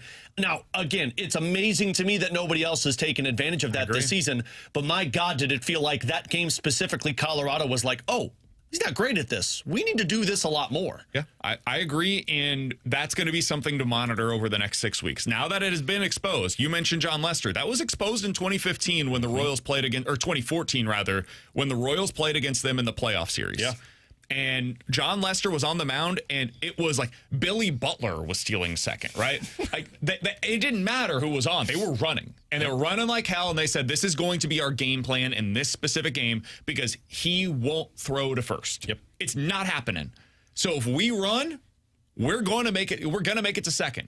Everybody was doing it against them. It was a parade of base runners making their way to second base. That's what it should be for every team that plays against the Cardinals when Michael McGreevy is not on the mound and they've got anybody else out there against them with Ivan Herrera behind the plate. I'd still try it against McGreevy. I know he's good at holding runners. I would do it no matter what. I would bet too, he can't throw me out. Especially at second. I probably would too, but at least then I get it more. If you're one of these other pitchers and you've got Ivan Herrera behind the plate, I truly cannot believe that more teams aren't taking advantage of it. And now they've seen it. Now it's been put on tape. And now every other team in Major League Baseball should be taking advantage of it the rest of the way. And that's how you get forced into a decision time if you're the Cardinals. Because so far, man, nobody's taking advantage of it. Keep throwing them out there. It allows us to have the flexibility of utilizing the DH in a first base spot for better hitters in our lineup. Well, yeah, of course we're going to throw them out there every, 2 out of every 5 days as a catcher. Why wouldn't we? And now, if that changes, now you got to make a decision. And my guess is that will not happen the rest of the way. I think this is an off-season call, kind of similar to last year. What was an off-season call to determine if he was going to be a catcher in 2026. Now you get to make that call this year. And then that will dictate a lot of the decisions on what the roster is going to look like in the future as well. All right, coming up in 15 minutes. Do you have any fear of Mason Winn trending the same way as a player that we saw from this weekend? We'll get into that in 15 minutes. In or out, coming up next.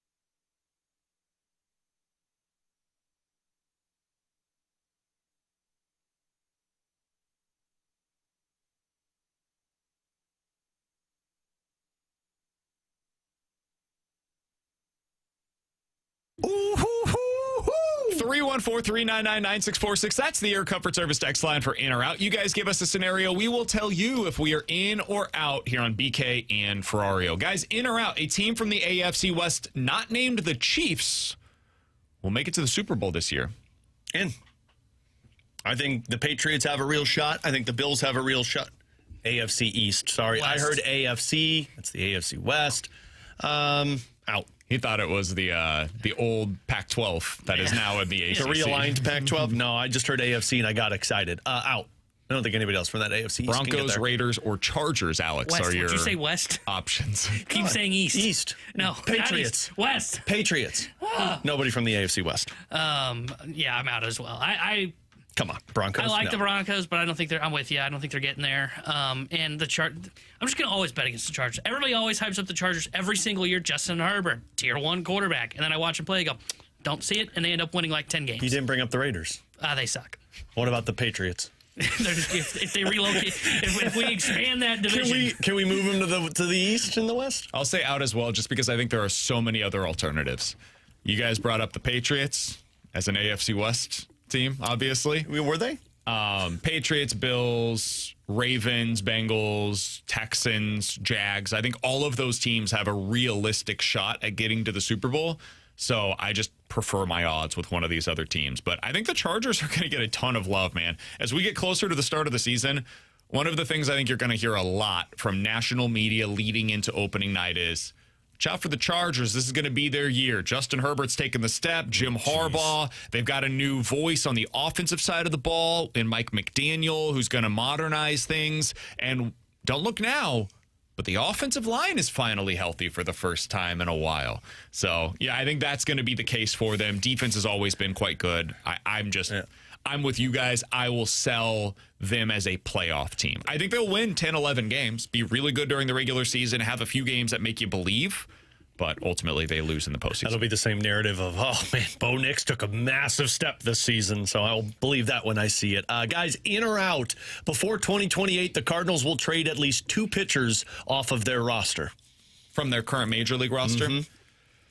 I'll say in. I think you see, like, maybe it's Andre Palante, Matthew Liberatore. You said pitchers, right? Pitchers. Or did you say starting pitchers? Pitchers. Riley O'Brien, I think, could be in that mix. George Soriano, I think, is going to have some value. Yeah, I'll say at least 2 of them are dealt, because eventually you're going to have to make some decisions here. Yeah, I would say in as well. And, I mean, I would just even circle the starters. I think you could see 2 of them dealt because, I mean, look at all the pitching they've got coming, right? It feels like this weekend a bunch of guys made debuts at new levels or returned from the IL, and everybody pitched well. So, yeah, I'm with BK. I think they're going to make a bunch of moves with the pitching, so I'd say in. Yeah, that's where I'm at as well. I think you see Palante and Libby as multiple guys off, and then those relievers with it. I think you could see as many as 4 guys move on. Guys, in or out, we will see for the 4th straight year a Big Ten team win the college football playoff, and it will be a different team from the Big Ten. So far we've had Ohio State, Michigan, and Indiana do so. So you're saying a different Big Ten team outside of those 3 will win it this year. Oregon's got a real shot. I think they're going to be really, really good this year. I'm trying to think if am I missing somebody else? You named the one that I was thinking of. I think USC is going to be pretty good. I do not think they're going to win the title. So I'll say out because I only have one team that I could have here. I'm basically saying in or out, Oregon wins the title this year, and I'm saying out on that. I was thinking Purdue because if you don't want to win championships, you go over to Indiana. Let's be honest, you were thinking about the family. Yeah, no. I was thinking Mizzou in the Big Ten because that's where they play, right? Yeah, I'll say out. I think as much as I've always liked Oregon and I like their coach, it's hard for me to just say that they're going to win it with the strength of teams like Ohio State and Indiana. I think I'm in. I know I'm limiting myself really to one team because I know Lincoln Riley will never recruit a defense. I think this might be their year. I mean, they returned a ton of pieces. They're going to be great defensively, offensively. They've got their quarterback back. I think this might be the year where we see Dan Lanning get over the top. There are currently 7 teams that are at 10-1 odds or better entering the season to win the title. Can you name them?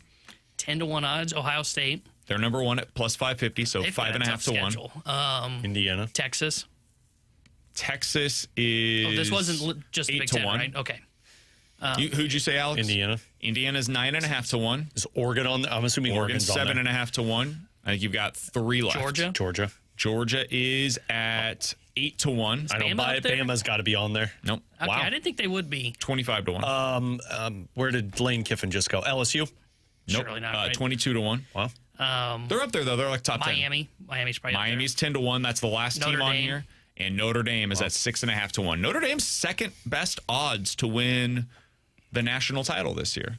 They've got a stud young quarterback that people really like in And their CJ schedule is Carr. super easy. Schedule's easy and a really good defense. So between those factors, I still think Texas at 8-1. Just those odds are too low to me. I think they should be right up there with Ohio State at 5.5-1. I think they're mispriced. I'm just skeptical because I don't trust the quarterback I yet. think that's why they're so low. Is because agree. a lot of people are skeptical on Arch Manning. Well, I feel like the last couple years they've been in on Sark making something of Texas, and then they always disappoint. And I can't think of a good comp for that. Like maybe it's Harbaugh and Michigan. Harbaugh and Michigan would always get hyped until they won that title, and then they'd always come up short. I feel like that's him right now in the SEC. The other team, 27-1 odds on Texas A&M, I think are pretty good value to me. It seems a little low to me. I know their quarterback has some questions about him, but I trust Elko with that defensive side of the ball, and man, they've got playmakers. So True. You add all of that in, and that's the makings of a team that could go on a run. I don't know that they will, but 27-1 odds, I'll go ahead and go there. From the 636, in or out, guys, Illinois finishes below 500. Out. I think Bilma will be at 500. I think they're going to go 6-6 this year. I'll say in. Let me look at this. I already don't like what I'm reading from camp, but They've got UAB, that should be a win. Yeah. Southern Illinois, that should be a win. Purdue should be a win. Oh, you go there to win championships. Northwestern should be a win. You got to find two more I out think they of can beat Duke. Duke, Michigan State on the road, Maryland on the road, Nebraska at UCLA, Iowa. I think you gotta Maryland, win two of those. Nebraska, Duke would be the three I'd circle. I think Bielema sets your floor so high, I'd be surprised if they don't win at least 6. Agreed. So I'll say out. I think they get to at least 6 wins this year. Yeah, we'll see you guys in the Cheez-It Bowl. From the 725, in or out, Dvorsky will be the Blues' number 2 center by the end of December. Oh, I think McTavish is going to have that locked down the rest of the season. Yeah, I'd say out. I think if Dvorsky does end up moving up to number 2 center, it would be like March. I think they're going to give a long leash there to McTavish. In or out, Mizzou will finish in the top 25, but will miss the college football playoff this year. Out. I don't think they're making the top 25 Great. by the end of the year. As well. I think they're going to be like 8-4, and I don't know that that's going to be good enough this year to get you into the top 25. But it's going to be fun. That's I think all they'll have we some care good about. moments. I think we've Yeah. decided we're going to go to the home opener this year. Tickets are pretty cheap. They've got a We as the show or Sorry, you and your me and my road family. trip. Oh. Gotcha. I was going to say. didn't get the tickets are invite. pretty cheap. That just for anybody that is interested in going to a Mizzou game this Arkansas year. Pine Bluff, right? Yeah, some of them are outrageously expensive. Mizzou is really SEC now, man. Yeah. I mean, it's $150 to get in. They got that new end zone that they've just done the construction Yeah, with. I You thought got to that pay would for make that. it easier to get into the games. It's Man. been the opposite. You got to Pay pay for now. that bad boy. They got That to pay first that. game, though, Thursday night, 7 o'clock against Arkansas Pine Bluff. Luca's going to be able to see a bunch of touchdowns, I would assume, that day. From It's UAB. $20 to get in. They've got a 4 tickets for $80 deal through Mizzou football. So. I learned on Saturday that my daughters aren't old enough to do sporting events yet. I mean, Luca's 3. Well, I know, but like Luca, But I've only got one of them. Yeah, you got one, and And he Luca. seems to be a big sports fan. Luca actually enjoys sports, and I don't know if my kids do. They enjoyed the idea of pushing the seat down and letting it fling up multiple times. Yep. They Classic. enjoyed throwing popcorn at people in front of them. Okay. And they enjoyed kind of wrestling each other in the aisle. Did you guys go to the kids area? No, we stayed in our seat because we were in that Redbird Club, and so we stayed in a seat because I thought they wanted to watch the game, and then they wanted to just walk around because it was the first time Adelaide had been there in a long time, so they wanted to walk around and find Fredbird. Couldn't find Fredbird. Then they saw all the food, and they wanted food, and then it just got too hot for them that they wanted out of everything. They were done. Yeah, no. We walked for a little bit, and then they said, "Carry me," and I'm like, "I'm not carrying you." And It's 150 degrees out here. when you pick one up, then the next 2 want to be carried, and so I'm the guy that's holding 3 of them like this. So no, we didn't last very long. Alongside Alex and T-Bone, I'm BK. If you guys want to check us out No on more sporting YouTube, you can events. do so at youtube.com/101 ESPN STL. Chaim Bloom joins the show coming up in the 1 o'clock hour. Coming up next, Mason Wynn's numbers have been trending down year over year. Over the weekend, we saw him play a ridiculous baseball game. Is he going to trend in the same direction as this other player that we saw on the field over the weekend? We'll talk about it next year on 101 ESPN.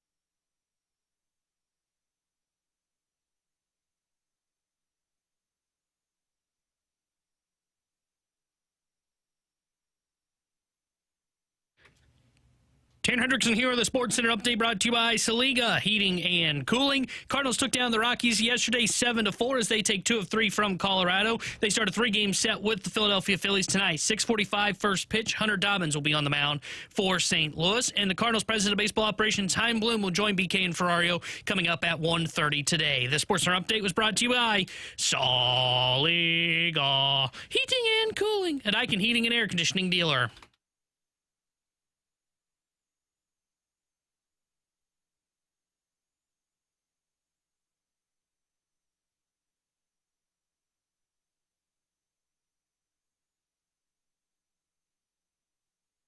Mason Winn's been better over the last 2 weeks, Alex.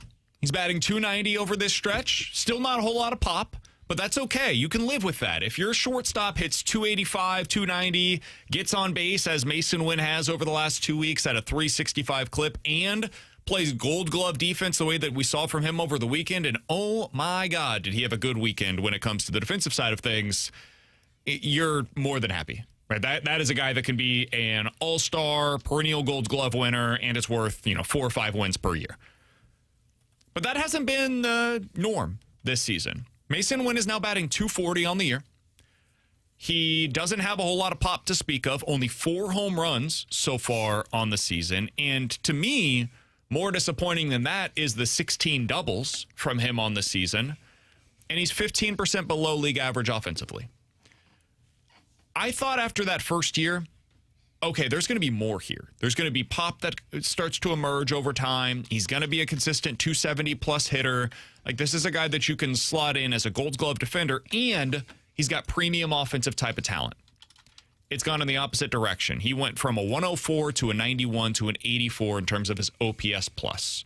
For anybody unfamiliar, that's on a scale of 100, where that's exactly league average, and anything above that is that percent above league average. Anything below that is that percent below league average. Over the weekend, we saw another player that I view as kind of similar in that specific area, in Ezequiel Tovar. Alex, I remember a few years ago, Ezequiel Tovar was a legit all-star candidate. In 2024, he hit .270 on the year. He finished the season with 45 doubles and 26 home runs as a shortstop. He was 22 years old, and it was like, oh my God, this guy's going to be amazing. And it's gone in the opposite direction every year since. Last year, he was at a 694 OPS, and this year he's at a 579 OPS, where he's legitimately one of the worst hitters in the sport. Do you have any fear of that becoming ultimately where this trends with Mason Winn, or are you confident that he's going to avoid that kind of a steep decline? I don't know if confidence the right word, but I don't have a fear he falls off significantly like that. Okay. I think now 3 full seasons of Mason Winn, he's kind of floated around that same batting average, that same on base, that same OPS plus. Like, he seems to be the guy that you look at the back of the baseball card and you say, we know who this one is. Like, there's never been a season to where he just completely went off, like you just said with Tovar, to where it was 45 home runs and 45 doubles, 26 home runs, and you were dreaming of the possibility. I feel like he's always been a guy that is a fine hitter, but it's more about the defense and the Gold Glove caliber player he is. So that's why, like, I think he'll always, the cream always rises to the top. I think he'll always fill into that spot at the end of the season to where you look at it and you say, yeah, that was a fine season for Mason Winn because he's done it for 3 years. I don't have the fear that he all of a sudden becomes the worst hitter in all of Major League Baseball. I feel like he's one of those guys that is a gamer, a grinder that pushes his way through to that. So, no, I don't have that. Now, the concern is there of, like, the bat just doesn't play for multiple months and you're just looking at him as a guy that's only defense. But I don't look at Tovar and think that's Mason Winn. Yeah, I have a little bit of fear of that because I can see a scenario where he's not hitting for any thump, and when he's not hitting for any thump, now the batting average starts to go down. On base goes down with it because that's mostly how he gets on base is his batting average. I could see a scenario where he has an OPS that starts with the number 5 at some point. You know, I do have some concerns of that being Mason Winn. Now, the defense, can that make up for that? Sure. You know, like if everything falls into place and he's hitting 8 or 9 in your lineup, doesn't bother me really then that his bat's not playing up. Now, he's probably a guy you got to pinch hit for late, and then becomes those difficult decisions of, are we willing to sacrifice defense later in innings in games that we're trailing? But I do have some fear of that because he's not gotten back to taking the step to where he was 2 years ago. And I thought last year it was, hey, he dealt with that knee injury. I could kind of use that as I could see that maybe as the reason why he didn't get back to where he was 2024. He's been worse and he's supposedly healthy. So I have some fears that he's going to be more in the Ezequiel Tovar range than he is going to get back to the guy that he was a couple years ago. I'm not overly concerned about this because I think he's always going to hit for decent average. And I don't know that that's necessarily the case for Tovar. You look at the underlying numbers from 2024, they suggested that was not real. Mm-hmm. The underlying number said, hey, expected slug is 363. His actual slug was well beyond that season. It was 415. And so you look back on it, you're like, okay, maybe that was the outlier and this is more the norm, what we've seen over the last few years. And then it becomes a question of how do you value that? What is the value of a light-hitting shortstop that plays as well defensively as Mason Winn has? I also think Mason Winn's just a better defender than what Tovar is, so that adds to his value of toward the team as well. I think the goal for the Cardinals should be that they can produce a lineup to where Mason Winn is in it and he bats 8th or 9th every day, and you're fine with that. Because this guy is so great defensively that it changes the look of a game. Like, he has the ability with what he does with his glove to win you 5 to 10 baseball games a year. Yeah. Like, truly. He had that impact Saturday, and I know they lost that game. Insane. But he made one diving play, and then the 2 double plays he made with J.J. Weatherholt. It's like, whoa, that's why you get excited about Mason Winn. And the arm. I mean, just think about the stress innings that it saves his pitchers from, where he turns double plays that I would say almost every other shortstop in Major League Baseball is unable to do. And with him, the other thing about it is, and I know early in the season he had a little bit of fits with this, but he's consistent on not making errors either. Like, sometimes you'll see this where guys are great defensively and they'll try everything, but with that comes some of those terrible plays like Ivan Herrera the other day. And Ivan's not a great defender, don't get me wrong. Colt Long was that all the time. Yeah. Ivan did that thing where he was like, I was trying to be Derek Jeter out there. I think a lot of players do that, where they just try to do stuff that looks cool sometimes. And Winn had a little bit of that early in the season, but by and large, he's been remarkably consistent. Where he can make the great plays, and he always makes the easy ones as well. So I'll just bet on that, man. I'll bet on that long term. I know he's probably not going to be the player that I've sold you guys on, where I tried to tell you he could be a star. No. I don't know if he has that kind of potential at this point, but can he be somebody that hits 30 doubles still and 10 homers and plays Gold Glove defense? I still think that's in there for him at some point. And that's the thing for me with Mason Winn, and it's why I said, like, fear has just never really been there. I've never viewed him as a guy that has a ton of power. I've just viewed him as a Gold Glove caliber defender and a player that is going to hit somewhere around 240 to 250 at the season's end. And like I've always saw Mason Winn as a guy that you plug in at somewhere between 7 and 8 in your batting order, and you know he's going to provide you elite defense, and he's going to be fine all season for you. And I think those are good to have. You can't have 4 of those guys in your lineup. You can't have him and Victor Scott and 2 other players that do that. But if you have everybody else that's clicking, you just fit them right in, and you go about your season, and you say, damn, Mason Winn was good for you. We've had a lot of people text in, guys, what about Ozzie Smith? He was a light-hitting shortstop, Gold Glove defender as well, and the Cardinals sure seemed to do pretty well with him. They did. There's a couple of things here. One, baseball has changed in what is required of you offensively now versus what it was in, the 1980s. 2, you guys looked at Ozzie Smith's stolen base numbers? No. Because that can manufacture slugging percentage. It is not truly slug in the classical sense, but this is always something that you guys have known this about me for a long time.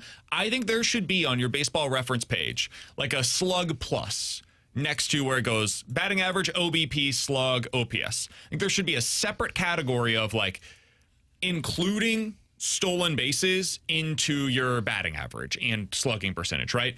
Because you're getting on second without somebody else having to hit you over. And I don't think we account for that enough. Here are his his average stolen base numbers during his prime. This is from 1982 to 1993 with the St. Louis Cardinals. He averaged per year 38 stolen bases. Damn.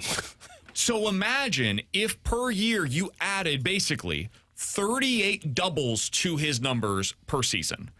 We're talking about 62, 65, 55, 60, 75. Like, it changes dramatically how you view him as a quote-unquote power hitter. He wasn't truly a power hitter or hitting for power, but he was getting on base without anybody else moving him over. Maybe that's the next step. Instead of hitting for power, maybe Mason Winn becomes more of a base stealer. But so far, he has 32 stolen bases in his 426 games. Ozzie Smith was doing that and more per year. So that's a huge difference between the two and the value that they bring to the game offensively. And that is something that is incorporated, by the way, in Ozzie Smith's wins above replacement. T-Bone, I know you hate the stat, but part of why his numbers are so high, where he was 5 to 6 wins per year, is because he was excellent defensively and he was one of the best base runners in the sport. You add those two things to a near league average hitter, yeah, that guy's going to be super valuable. Mason Winn only has one of those two feathers in his cap right now. Yeah, and I've wondered if that would be the next step for him, because you're right. I mean, if he can do that, I mean, you're talking, though the slugging percentage won't necessarily potentially represent that number, it could be more of that manufacturer slug that we're talking about, and that would change a game, right? I mean, if he's standing on second base from the bottom of your order while it's starting to flip back to the top, okay, well, now you're talking about something. That was the dream on Victor Scott, right? The dream on Scott was not that he'd become this big powers hitter that would hit for doubles. Right. It was, all right, like slap a single into left field and take second base. Yeah. And he never really did it. And then it would flip back up to the Weatherholt, Herrera, Burley, Walker lane that you had coming up there. That would add some real value to him. I thought he was going to be more like Swanson, though, in his career, like 15 to 20 home runs power. That's what I thought he was going to be. And now he's looking more like Andrelton Simmons, which, again, is fine, right? As long as you've got the other pieces ahead of him in the order, you can live with that. The problem, though, is even like right now, they're still asking him to be almost a little too much offensively, to where he's hitting 6th in your lineup, and that's just a little bit too high for a guy of this batter profile, unless he starts to steal bases, right? He starts to get on base and manufacture some slug, okay, then we can talk about where he's at. Well, but is that going to be the same note when all of these players come up? Like when you get Baez and you get Rodriguez, he's not hitting 6th. He's probably hitting, 8th for you? Yep. Hopefully, yeah. And if I got that guy in my lineup at 8 who's giving me defense that's relieving my pitchers, and I have all of these offensive weapons, I'm good with that. You're A-okay with something like that. I think that's their hope, is that short and center will be lockdowns defensively, and they've got that in Winn, and we'll see about Church. I like Church's defensive game. I don't know if it's at an elite level, but we'll see.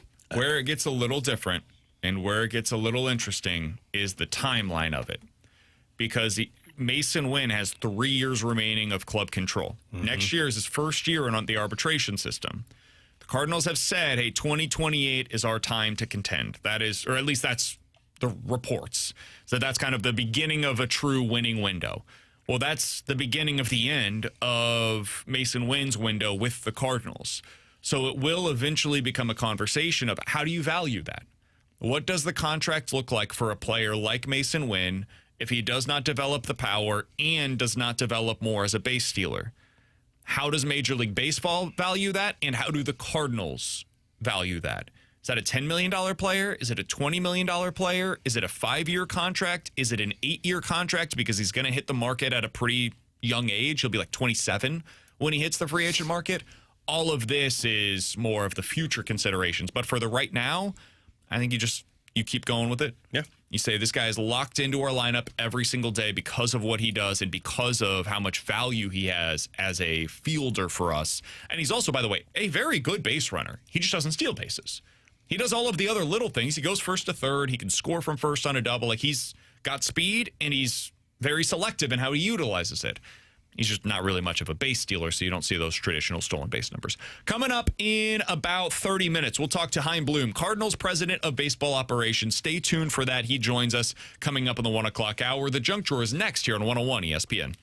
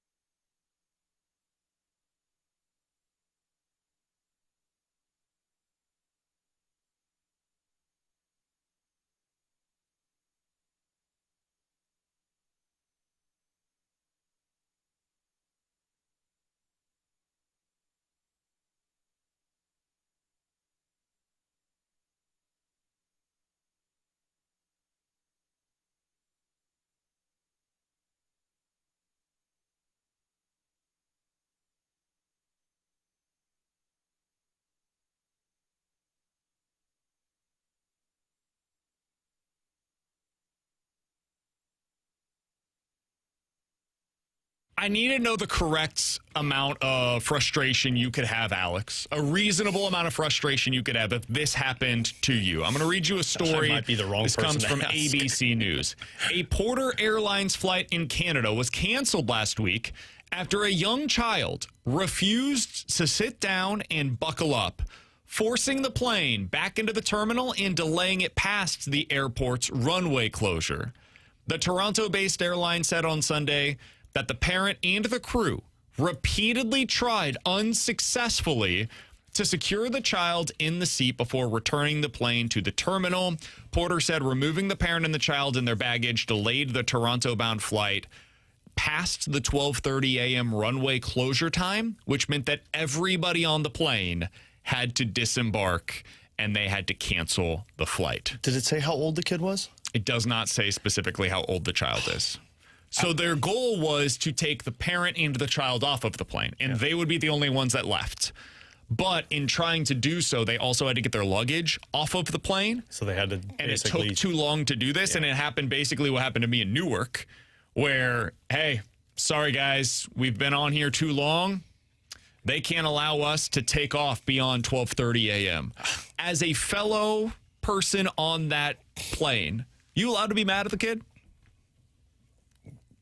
Because it's a kid being a kid, right? I think I'm trying to get home. Well, but I guess like that's why I asked the question of how old's the kid, because like if this is a 3-year-old, I'd be more mad at the flight, because like really, just because he won't put the seatbelt on, like if it's a 3-year-old, have the parent put the arm across the kid so we could take off and just get up in the air. I would assume it's liability issues for the plane. How many people though on a plane aren't wearing a seatbelt? Like how many times? But when you take off, they go through to make sure everybody is. And if you do not put on your, if you refuse, you will have to disembark. You'll have to get off.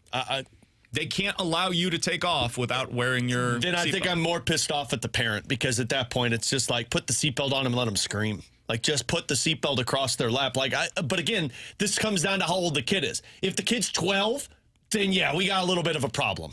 Then I'd be a little bit more ticked off. But I mean, like, yeah, I'm going to be mad in any scenario if I'm not getting to go home because one kid's not putting his seatbelt on. Yeah, I'd be really mad. Like, how long are we going to sit on this runway of you negotiating with the kid? Give it 10 minutes, and if the kid says no, be like, cool, come off. And then it's up to the parent to figure out what to do. That's where I'm at. I don't understand how you couldn't get the seatbelts on. Like, just put the damn seatbelt on him. Maybe he was consistently like trying to take it off. So like you put it on and then he immediately pulls it off. As a parent, I put it on and I put my hand over and hold it there until the plane is in the air. That's kind of where I'm at. And if the kid screams, like he screams. This could have been avoided. I feel like it, and obviously there's got to be some details here that we don't know, but I feel like this is the kind of thing that you easily. Somebody said, I think I read that the kid was about 5. Then I'm pissed at the parent.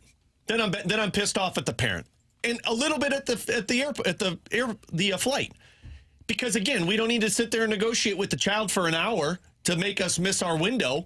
Give them multiple times and then say, all right, off the flight. Somebody on the YouTube chat says, was the kid on the spectrum somewhere? Understanding might be needed in that case. Totally, and I do wonder about that. But then isn't that on the flight too, to say like, okay, look, we've done all we can do. We have a window we have to accomplish. So if you're not going to put the seatbelt on, you and your child have to get off the plane. Somebody else said, I think those details would probably be involved when covering something like this. I agree with that, too. Yeah. Like, you would think that would have been a detail in the story. But, yeah, if I was on this plane, I'd be furious, man. Having to disembark and staying at the airport because a kid wouldn't put his seatbelt on and not being able to have somebody that like just puts the seatbelt on. Yeah. I've done this multiple times in the car with my kid. Like, she doesn't want to put her seatbelt on, but guess what? I put it on her. I tighten it so she can't take it off, and then she screams. Yep. And then 5 minutes later, they're fine, right? And then I apologize to everybody on the flight. Look, I'm sorry she screamed. We're working but at least through we're this, going. But we're going we're home. in the air. And as soon as we get up in the air, she'll calm down. But she's going to scream, but we're all leaving. We're going to put on some Bluey back here. I apologize. I don't have headphones for her, but I promise you that'll be better than what you're going to hear otherwise. I promise. Like, guys, give me 10 minutes. We'll be fine. She's going to scream, but at least we're all going home. Alongside Alex and T-Bone, I'm BK. Coming up in the 1 o'clock hour, Chaim Bloom will join the show, Cardinals president of baseball operations. I have a lot of questions for him, including We got to ask him about what we talked about earlier with Ivan Herrera.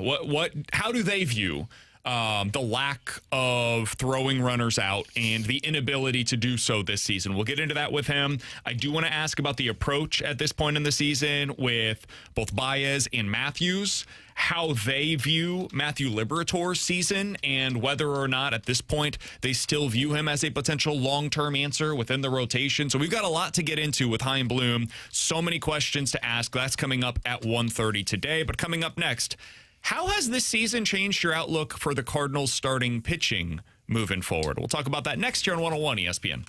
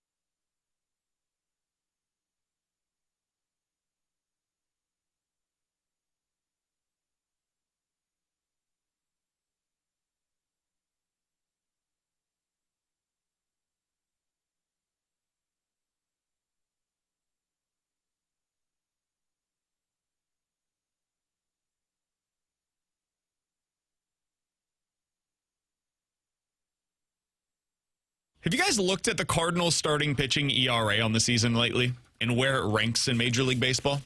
I haven't, but I would assume it's good. T-Bone was going through the war leaders on the Cardinals roster earlier today, and woo, buddy. That was before I got here? Yeah.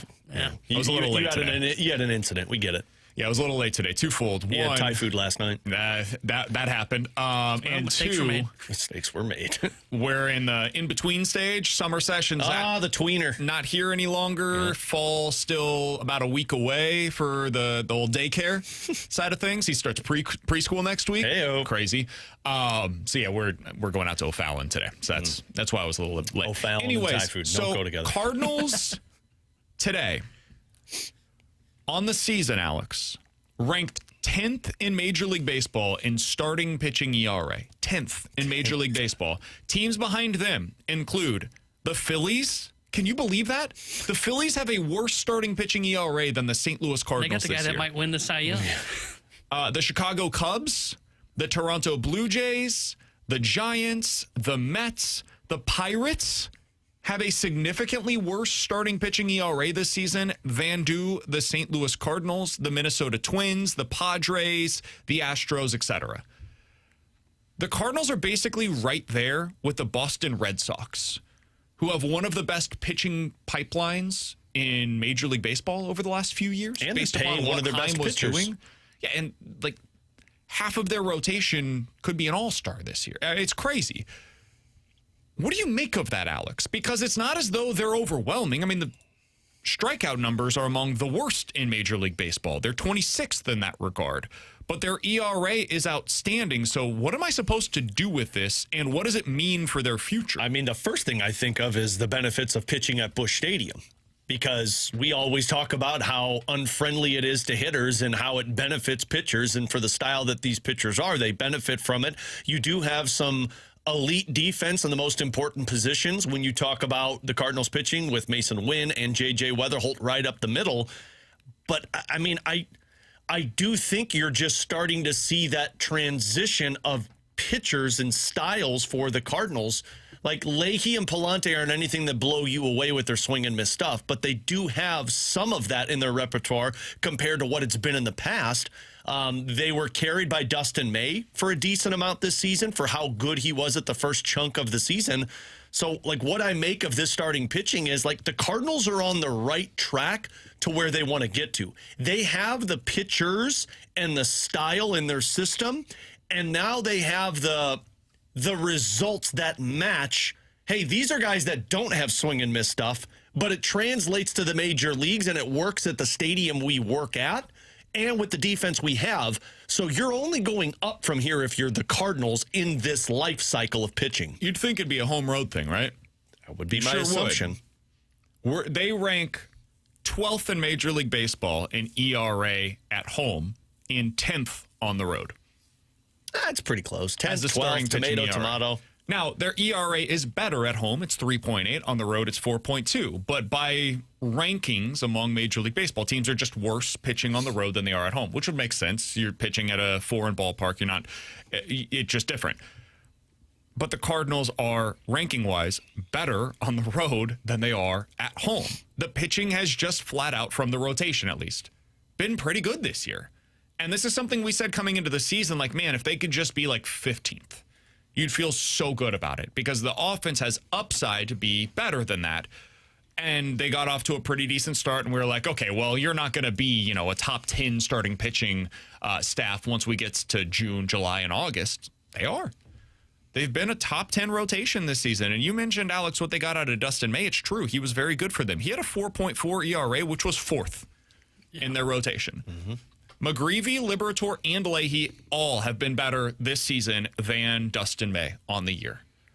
None of us would have expected that coming into the season. I think what it tells you is they got a pretty damn good staff, man. And I'm not talking about their five starters. I'm talking about the coaches. Dusty Blake and Dusty Blake is getting a hell of a lot out of these guys. And you mentioned the defense. That also deserves a ton of credit. They have really leaned into the defense at times this year to the point where I think for some it gets annoying. But when you look at their gap between the fielding independent ERA and the actual ERA, it's as wide as any gap in Major League Baseball in that regard. And that speaks to what they've got going behind them with, J.J. Weatherholt making ridiculous plays from start to finish. Mason Winn has been awesome in that regard. You see in center field, they've had horrible hitting out there for the most part this season. Their defense has been outstanding, though. And I do think that's a big part of what's going on here as well. Yeah, and it's interesting because like they're doing it in a way that like you would think, oh, so they must be good at strikeouts. No, they're not good at strikeouts, right? As a staff, they're not. They're I think 5th worst in Major League Baseball in strikeouts. So that's, to your point, the defense behind them, and honestly, just they're actual pitchers, right? They're not throwers, they're pitchers. I mean, you look at McGreevy.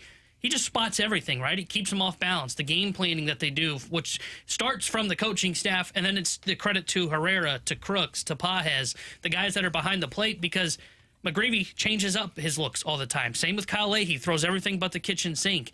And it shouldn't work in the modern game, but it is working in the modern game. Now, is it something that I would bet on sustaining next year if you return with the exact same staff? No, I wouldn't. But to Alex's point, they've got reinforcements coming with more of that modern day approach of we're going to miss bats. And that's like the perfect case here where this rotation is kind of stabilized. It's been top 10. It gives you good reinforcement answers on some of the catchers and on the coaching staff as a whole and the defense as a whole. And now once you start to add more layers into this of, okay, now we're really going to start missing bats from the rotation, that's something to really dream on in this build. It's crazy to say that this might be the worst the pitching is situated for the next 10 years.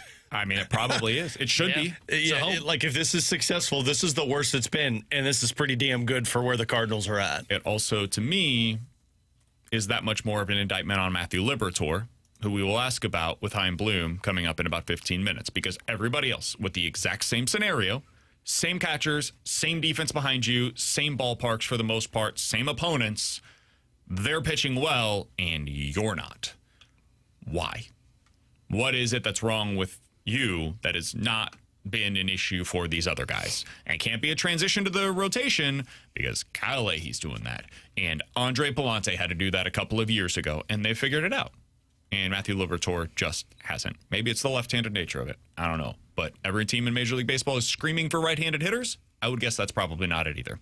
By the way, lefties are absolutely crushing him this year. Coming up next, NFL Quick Hitters here on 101 ESPN.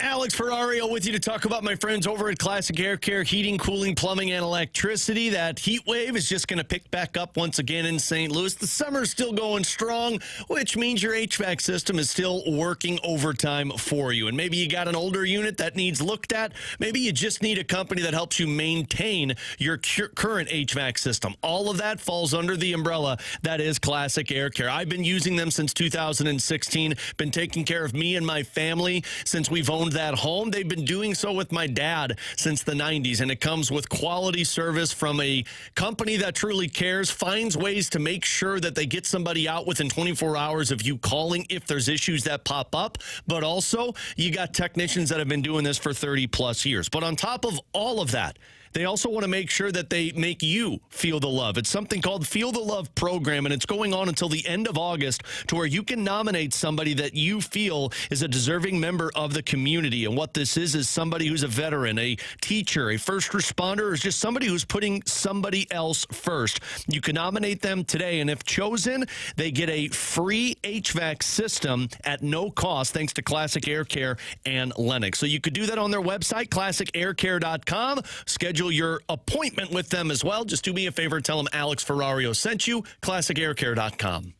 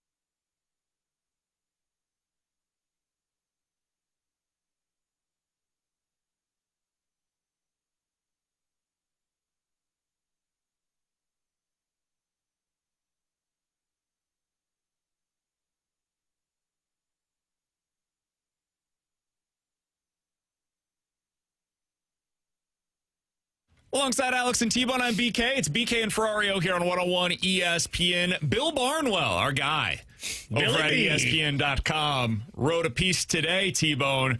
Do NFL super teams usually win the Super Bowl? I saw. Will the Rams? Here are some of the teams that fit into this criteria, just a few of them that he wrote about. The 2017 New England Patriots. What happened to them, Alex? Won the Super Bowl. They lost the Super Bowl to the Eagles.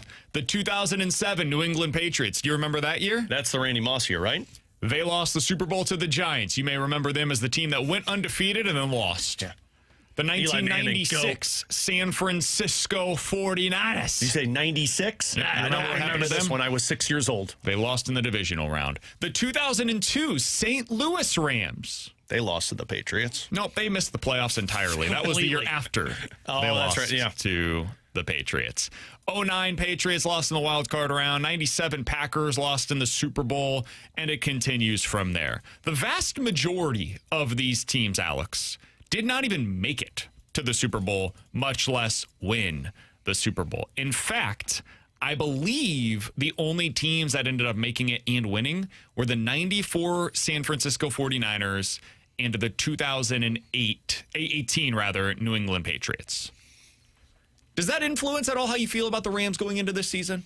No. That this is the company they're keeping, and traditionally, these teams do not end up going to or winning the Super Bowl. No, because I just look at the state of the NFC, and I think the Rams are just clear-cut better than everybody else in that conference. So I still feel like they are the best of the bunch getting to the Super Bowl. Now, winning it is a different story, but even in the AFC, you kind of look at it, and you just wonder if anybody can compete with that. I'm also just, like, thinking in my head, are there any other ones that they didn't, like, would you consider the Broncos a super team when they brought in Peyton Manning?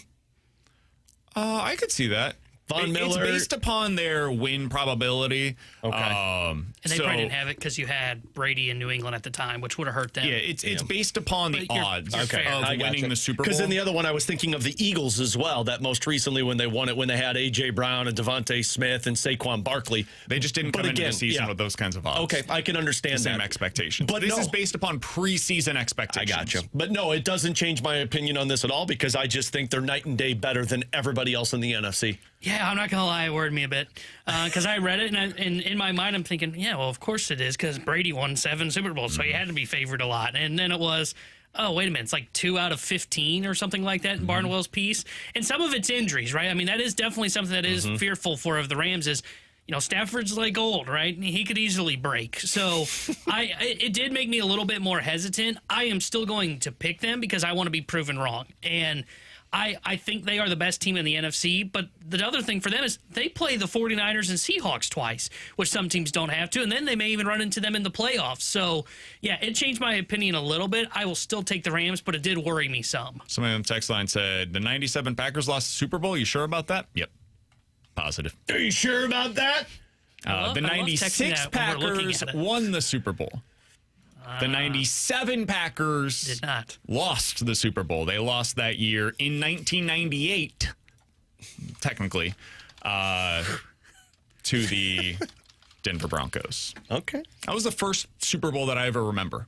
I remember watching that Super Bowl in my basement. It was 1998, in January of 98. That was the first Super Bowl I can recall watching. I don't think I was a thought yet. I was, the Rams one was probably my first time in 2002. I mixed them up. That was when I started to get into the NFL, and then it just kind of built off from there. So anything prior to 2001, first one I think I really remember is Cardinals Steelers because my dad's a Cardinals fan.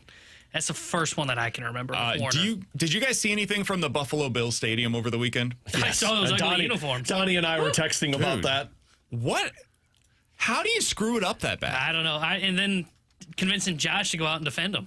Oh, I'm not talking about the uniforms. Uniforms were bad, sure. Oh. The stadium, the sightlines were awful. In the upper deck, you've got, what's it called? You've got, like, structure in front of you to where you can't see the field. It's obstructed views. Like the Wrigley Field from like the 1910s? No, for real. Look on social media. If you have not seen this. I haven't seen this. All over the stadium, you've got obstructed views from your seats. I don't understand how in 2026 that can happen. Yeah. That feels like a huge mistake. I saw people complaining, too, that I guess they didn't have the weather protection on a lot of those seats. That was the part where I was like, do people really care about that in Buffalo? They weather those storms. Those psychopaths. But the obstruction view, that's the part that it's like, oh, you guys cheaped out on this one then. Yeah. I just don't. I don't understand how you can make that kind of a mistake when you're making a $1 billion project with the Buffalo Bills. All right, alongside Alex and T-Bone, I'm BK. It's BK and Ferrario here on 101 ESPN. Chaim Bloom, the Cardinals president of baseball operations, is going to join us on the show coming up next. I've got 100 different things that we could talk about with him, but some of the most prominent discussions that I wanted to get into. Matthew Liberatore. What is the difference right now with him versus what they did with Pajes and Scott and Gorman? What is the approach at this point in the season with Baez and or Quinn Matthews? When you see a player lower in the minor league system, at what point do you start looking at it and saying this is the best time to look at positional versatility? Because early on they want you to adjust, and then eventually it becomes about getting to the big leagues. When do you see it as best to change some of that versatility, looking at a guy like Rainiel Rodriguez, who's been playing some more first base? All of that and so much more that I wanted to get into. Chaim Bloom, Cardinals president of baseball operations, joins us next here on 101 ESPN.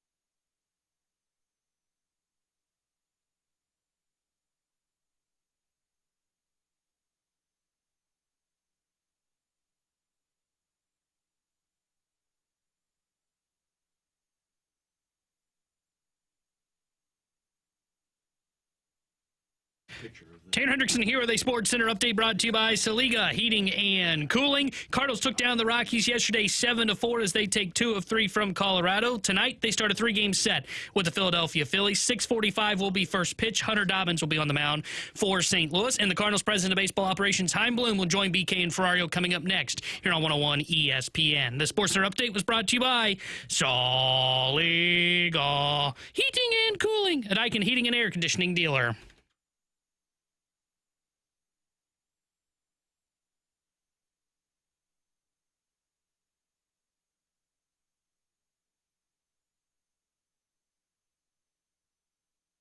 Alongside Alex Ferrario and Tanner Hendrickson, I'm Brandon Kiley. We're happy to go out to the Collier and Thompson hotline to be joined by the Cardinals president of baseball operations, Chaim Bloom, joining us here on the show. Chaim, we appreciate the time. Thank you so much for joining us today. If I had told you on opening day of this year that the Cardinals would be playing in mid-August at home against the Phillies, and by the end of that series, you would have the potential to be maybe a half game out of a wild card spot, what would your response have been on opening day?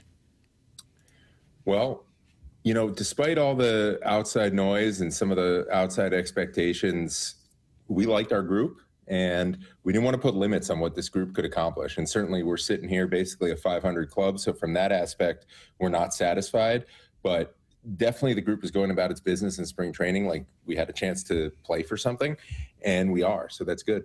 Chaim, you talked about this at the beginning of the season when you officially took over, that there's a plan in place and you guys are going to follow it. How much on path has that decision or the guidelines been followed by you? And has there ever been a moment that you've looked at it and said, oh, wow, this is a different direction than we originally thought? Big picture, I don't think so. The way I like to think about it is, in baseball as in life, like you can't plan everything out. I mean, you have to be responsive to different things that happen. There's only so much you can predict. So I think of it more as a strategy than a plan, as we have a certain roadmap to get from where we are to where we need to be. You don't know exactly what that journey is going to look like, but you know what's important. You know what in the big picture is going to get you where you need to go. And so you constantly have to assess the opportunities in front of you in light of, are they consistent with our strategy? And that's what we've tried to do. The plan, the different things, like I said, are going to happen, but you want to make sure that the things you're doing are coherent, that they belong to the strategy that you've chosen. Chaim, I know you've been asked this a number of times on decisions that you guys have had to make this season and how the offseason, what looms with the CBA negotiations, how that's influencing some of the things that you're doing. And I know for the most part, you've said like, hey, listen, we don't know what that's going to be. And so it's hard to say. As you got to the trade deadline this year, we haven't talked to you since then. Did it influence, in your opinion, any of the discussions that were being had then? Whether it's, hey, let's start talking about something now, so this offseason, if it does become an abbreviated offseason, we've got a starting point for an introduction to those discussions. Or do you think that played any role whatsoever in trade deadline discussions this year? I can only speak for the discussions that we had, but really, the urgency of the moment and the trade deadline usually seems to take over. Obviously, everybody's focused, especially teams that are pushing chips in for the here and now, tend to focus on that. And this wouldn't be the first, to the extent that that ends up being the case, this wouldn't be the first time in my career that a trade deadline discussion that didn't come to fruition has led to something in the offseason. That has happened before, not under these circumstances. Sometimes it just happens because these deadlines lead to a lot of conversation and ideas get floated, ideas get thrown around. I mean, I can think of, this is going back a couple decades, but I can think of a point where something that popped up probably 15 minutes before the buzzer on trade deadline day didn't happen, but ended up being the germ of an idea that led to something major in the offseason that ended up having a huge impact on the organization I was with. So that can happen. I don't necessarily think that's specific to the moment we're in. We've talked a lot about, getting to that winning window, the goal that you guys are looking for. How much discussion was involved at that trade deadline of when you're looking at the assets that you're bringing back in return, trying to get them all in that same age bracket as the core that you're starting to develop in your pipeline? Well, all things being equal, you'd always rather have the talent be closer to the big leagues than farther away. It isn't always equal. In the case of someone like Alexander Frias, obviously he's an A-ball. He's in his first full year in the States. We just love the upside, and the upside combined with the fact that at least the challenges that he's been asked to take on, he has done well with. And usually you can't get both of those things in a deal like this. So that was something we felt we needed to go out and make a move for, even though he is further away. Really, we don't want to be in the point where we have to worry about a window. We know we're not where we want to be right now, so we have to do the things that are necessary for us to get there. But then you want to be able to maintain it. You want to be able to sustain it. And that gets to having a constant pipeline to where, this is really what the standard has been, what the standard should be, is that you always have a chance to compete. But to do that, you need to have talent constantly flowing. So we weren't going to walk away from talent, even if it was a little bit further away. Does the success that you've seen this season from individual players like J.J. Weatherholt, like Jordan Walker, does it feel like that may have moved that window that you're ultimately trying to get to closer than you originally thought? Well, it definitely is a good thing as far as looking at, what type of roster we need to really look ourselves in the mirror and say that we can legitimately on day one, that we and everybody feels that we are, true contenders. But, again, that said, we like those players coming in. As you know, we hadn't seen it yet from Jordan on the field, at least not in a while, but we had a lot of belief in him, and certainly had a lot of belief in JJ. He's done nothing but create that belief since we were scouting him as an amateur. And with everything he's done, literally every day he's been in this organization. So, we expected really good things from those guys, but it's certainly nice to see it actually come to pass on the field. And yeah, when you look at, you look around the diamond and you say, these guys are going to be able to push us towards where we want to go. That's a good feeling.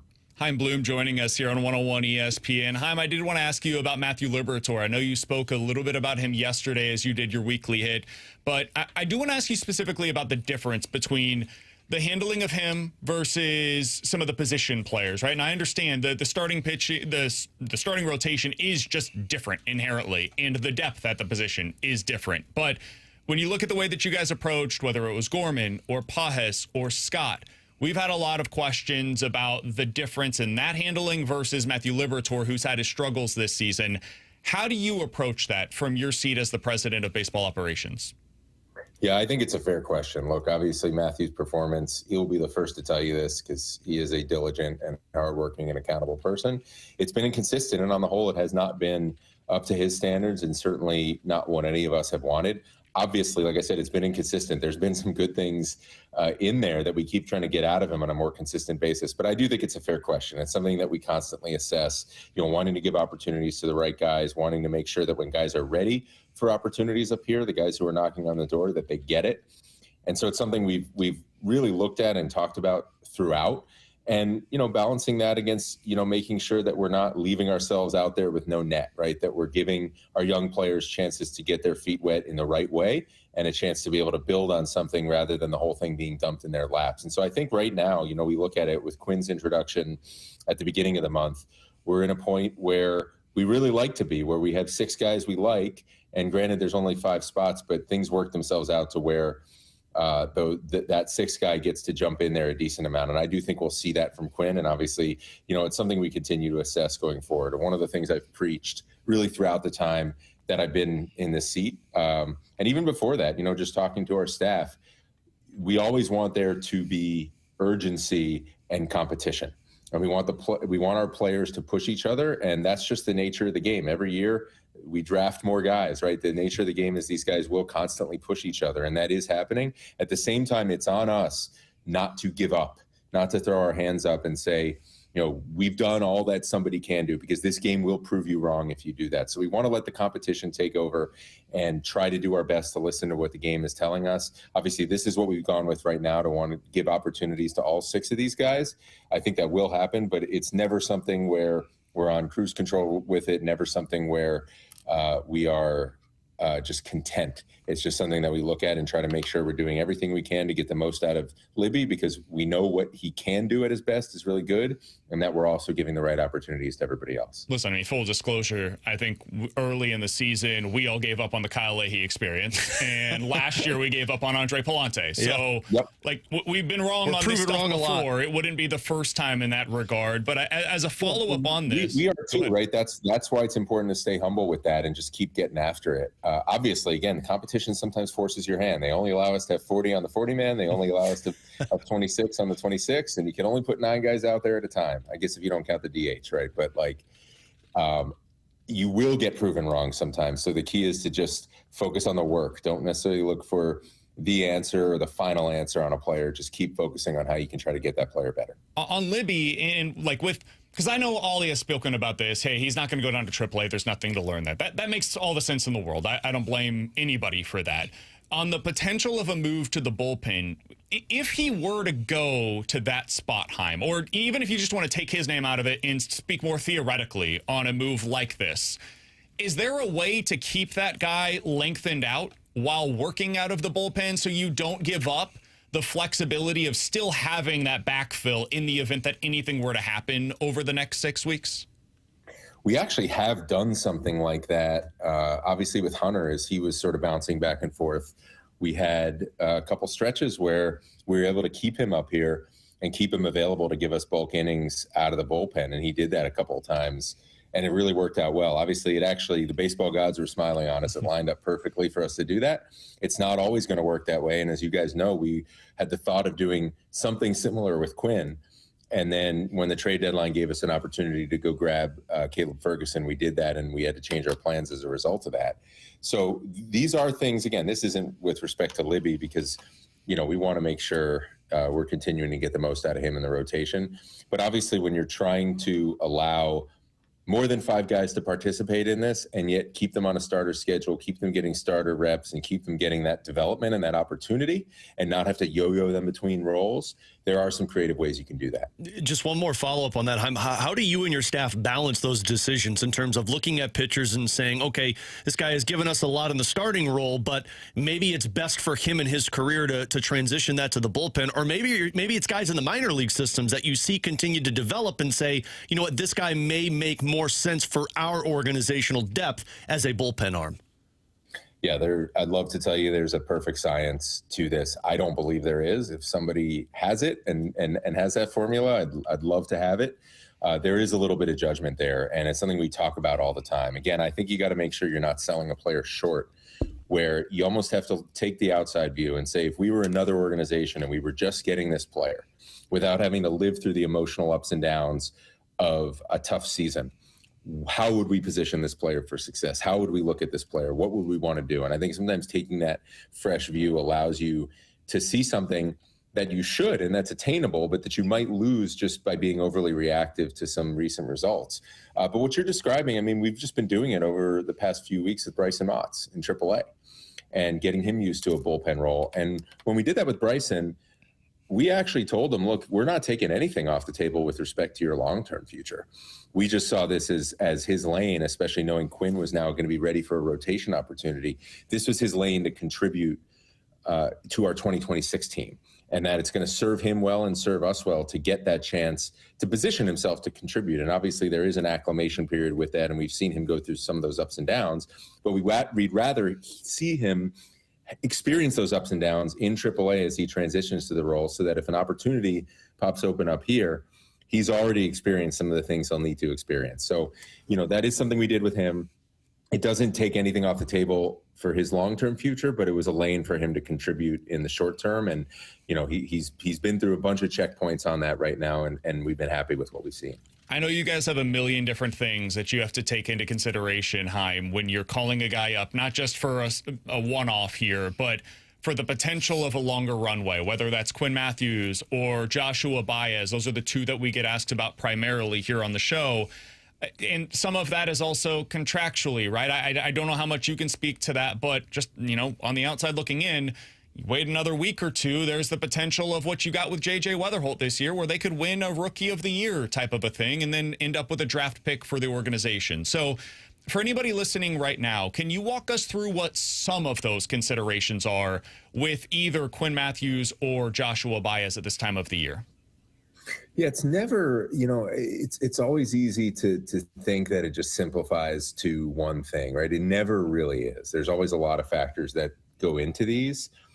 And, one of them for me, especially just experiences I've had in my career, things that I've seen here and that have been talked about, I'm sure by you guys as well, is it's really easy to put them there, right? And it's harder to feel like you actually built the right foundation for success. So when you talk about someone like Joshua, I mean, this guy's having a really good year, and there's been points where he's just looked absolutely on fire, and then points where he's had to make adjustments. That's part of it. There's always going to be an adjustment period when they get to the big leagues. There's only so much you can do to mitigate that, but we want to make sure that everything we can do, we are doing that. Sometimes you are going to have guys experience failure at this level just as a process of getting acclimated to it, but we don't want to serve something that we know is undercooked. And then the failure, then it feels like it's on us. That some of it's part of the game, but we want to make sure we're giving these guys chances to experience those ups and downs and give them a taste of it, like I said, without having the whole thing be in their lap. So it's never any one thing. I mean, you look at all the things that you talked about, but really you're just trying to do the best you can with respect to when is it the right time for this player to have some leash? Is that in the context of all of our players, is that the right thing for the organization? Is that going to propel us, to where we want to go? We started this conversation by talking about a big picture strategy, and it's maybe harder sometimes to pinpoint exactly where this type of decision, the exact moment where it fits in that strategy, but we do our best to hold it up against that long term and say, we're trying to position these guys for a successful career at the big league level. What do we need to do in development? How do we need to introduce them? And then what type of opportunity do we give them to make sure we're giving them as good a chance for success as we possibly can? At the start of the season, there was just a lot of guys on the roster that I know fans were looking at saying, who is he? How does he fit into the long-term plans? And Ivan Herrera was somebody that people saw the bat and said, this guy plays into what you're looking forward to. It's, can he be a long-term catcher for the organization with so many guys on the depth chart? Have you learned anything, you and your staff, watching Ivan Herrera play the catcher position and feel like his role moving forward with the team? I actually think we have. I mean, look, we're fortunate in the organization to have a lot of catching depth, right? So we talk about that competition. We are hopeful, and we fully expect that there are guys who have not seen the big leagues yet that in the future are going to push the guys who are here.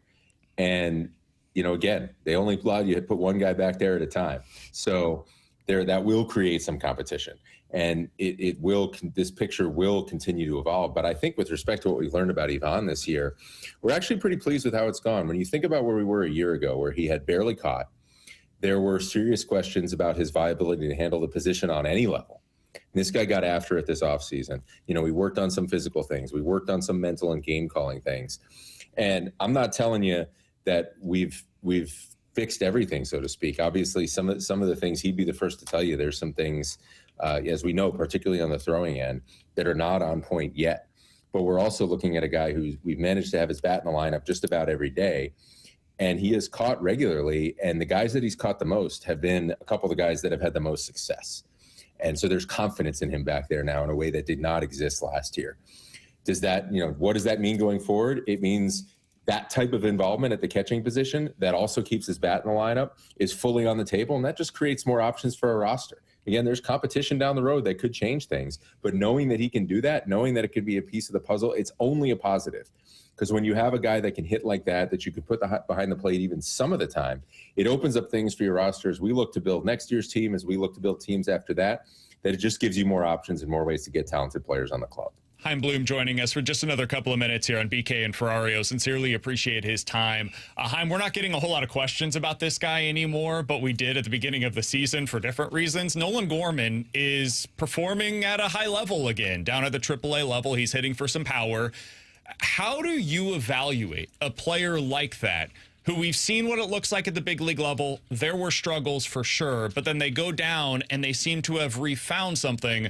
But the AAA level, the pitching is quite different than what it looks like here at the big league level. So it's hard to know how that translates, at least for us. How do you guys evaluate that internally? Yeah, again, I wish I could tell you there was a perfect science. I could tell you the things that we look at. Obviously, the results do tell you something, and they have been a lot better lately. It's tough to generate those results at any level unless certain things are in a place where they weren't when he first got there. When we optioned him, he spent some time in the lab, and when he first was inserting himself back into competition, I mean, those first few games, frankly, were not very good, and we've gotten to a better place. So obviously we look at those. Then there's certain measurable things we can look at. In Nolan's case, he's always been a guy who's to some degree is trading some contact for power in a sense, just by the way his swing is. I'm not telling you that's necessarily a conscious choice. It's just who he is. His best self does that, right? The ability to drive the ball and hit it out of the ballpark is also going to lead to somewhat of an uphill path and some swing and miss.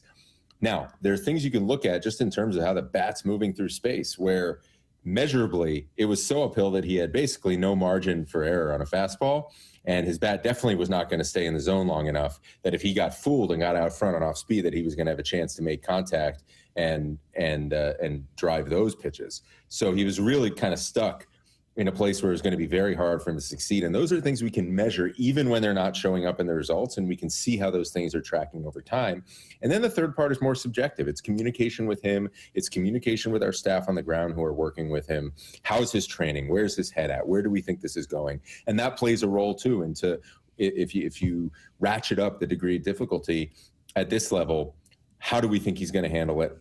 How do we think he's going to stay consistent with his routine? So all that plays into it. It's an ongoing assessment, but it's definitely going in the right direction. Chaim Bloom is the Cardinals president of baseball operations. We appreciate him spending so much time with us today here on BK and Ferrario. Chaim, me and T-Bone will be down at the ballpark later today. Hopefully we'll see you down there, man. Nice. Sounds good. Stay cool out here. Yeah, we'll do our best. That's Chaim Bloom, Cardinals president of baseball operations. Appreciate him hopping on with us here today. Now, normally we would do a full recap of what we just talked about with Chaim Bloom. There was a ton of great information there from Chaim. If you missed any of it, check it out on the podcast page, 101ESPN.com, and the free 101 ESPN app. It's all sponsored by Schaefer Door Company. But today we've got to pass things over to the Fast Lane because they have a show coming up here in just a little bit. We would normally also do the Rewind, which is sponsored by Gloria Lou. Your home sold guaranteed realty. Selling your home begins at gloriahasthebuyers.com.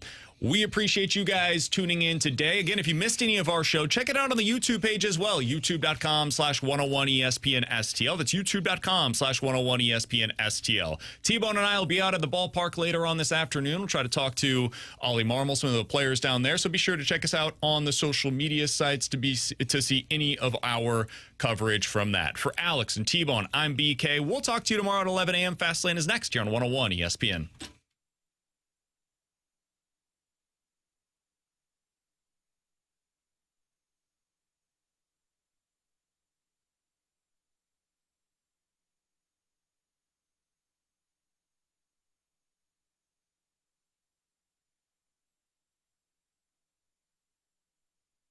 Hey, it's BK, and it is time for you to unlock your inner champion. The place to do so is with VictoryMen'sHealth.com. That's where you can go to book your first appointment today online. Again, it's VictoryMen'sHealth.com, and over there they'll show you all of the great services that they have to offer, whether it's testosterone optimization, weight loss goals that you're trying to meet, sexual health, red light therapy, cardiovascular testing. It's seemingly endless at Victory Men's Health, what they have to offer for you. For me, I take advantage of their supplement shop as well. They send me all of my different supplements. They get it to my house each and every month. It's an incredibly easy process. It's time for you to unlock your inner champion today. Book your first appointment online today at VictoryMen'sHealth.com. All you have to do, put in your name, email, phone number, and tell them BK with 101 ESPN sent you. It's a super easy process. You'll go in for that first appointment. That will include a licensed medical provider. They'll do some lab work for you, find out where all of your different levels are at, and then it's time for you to have a personalized plan to unlock your inner champion. Do it today at VictoryMen'sHealth.com.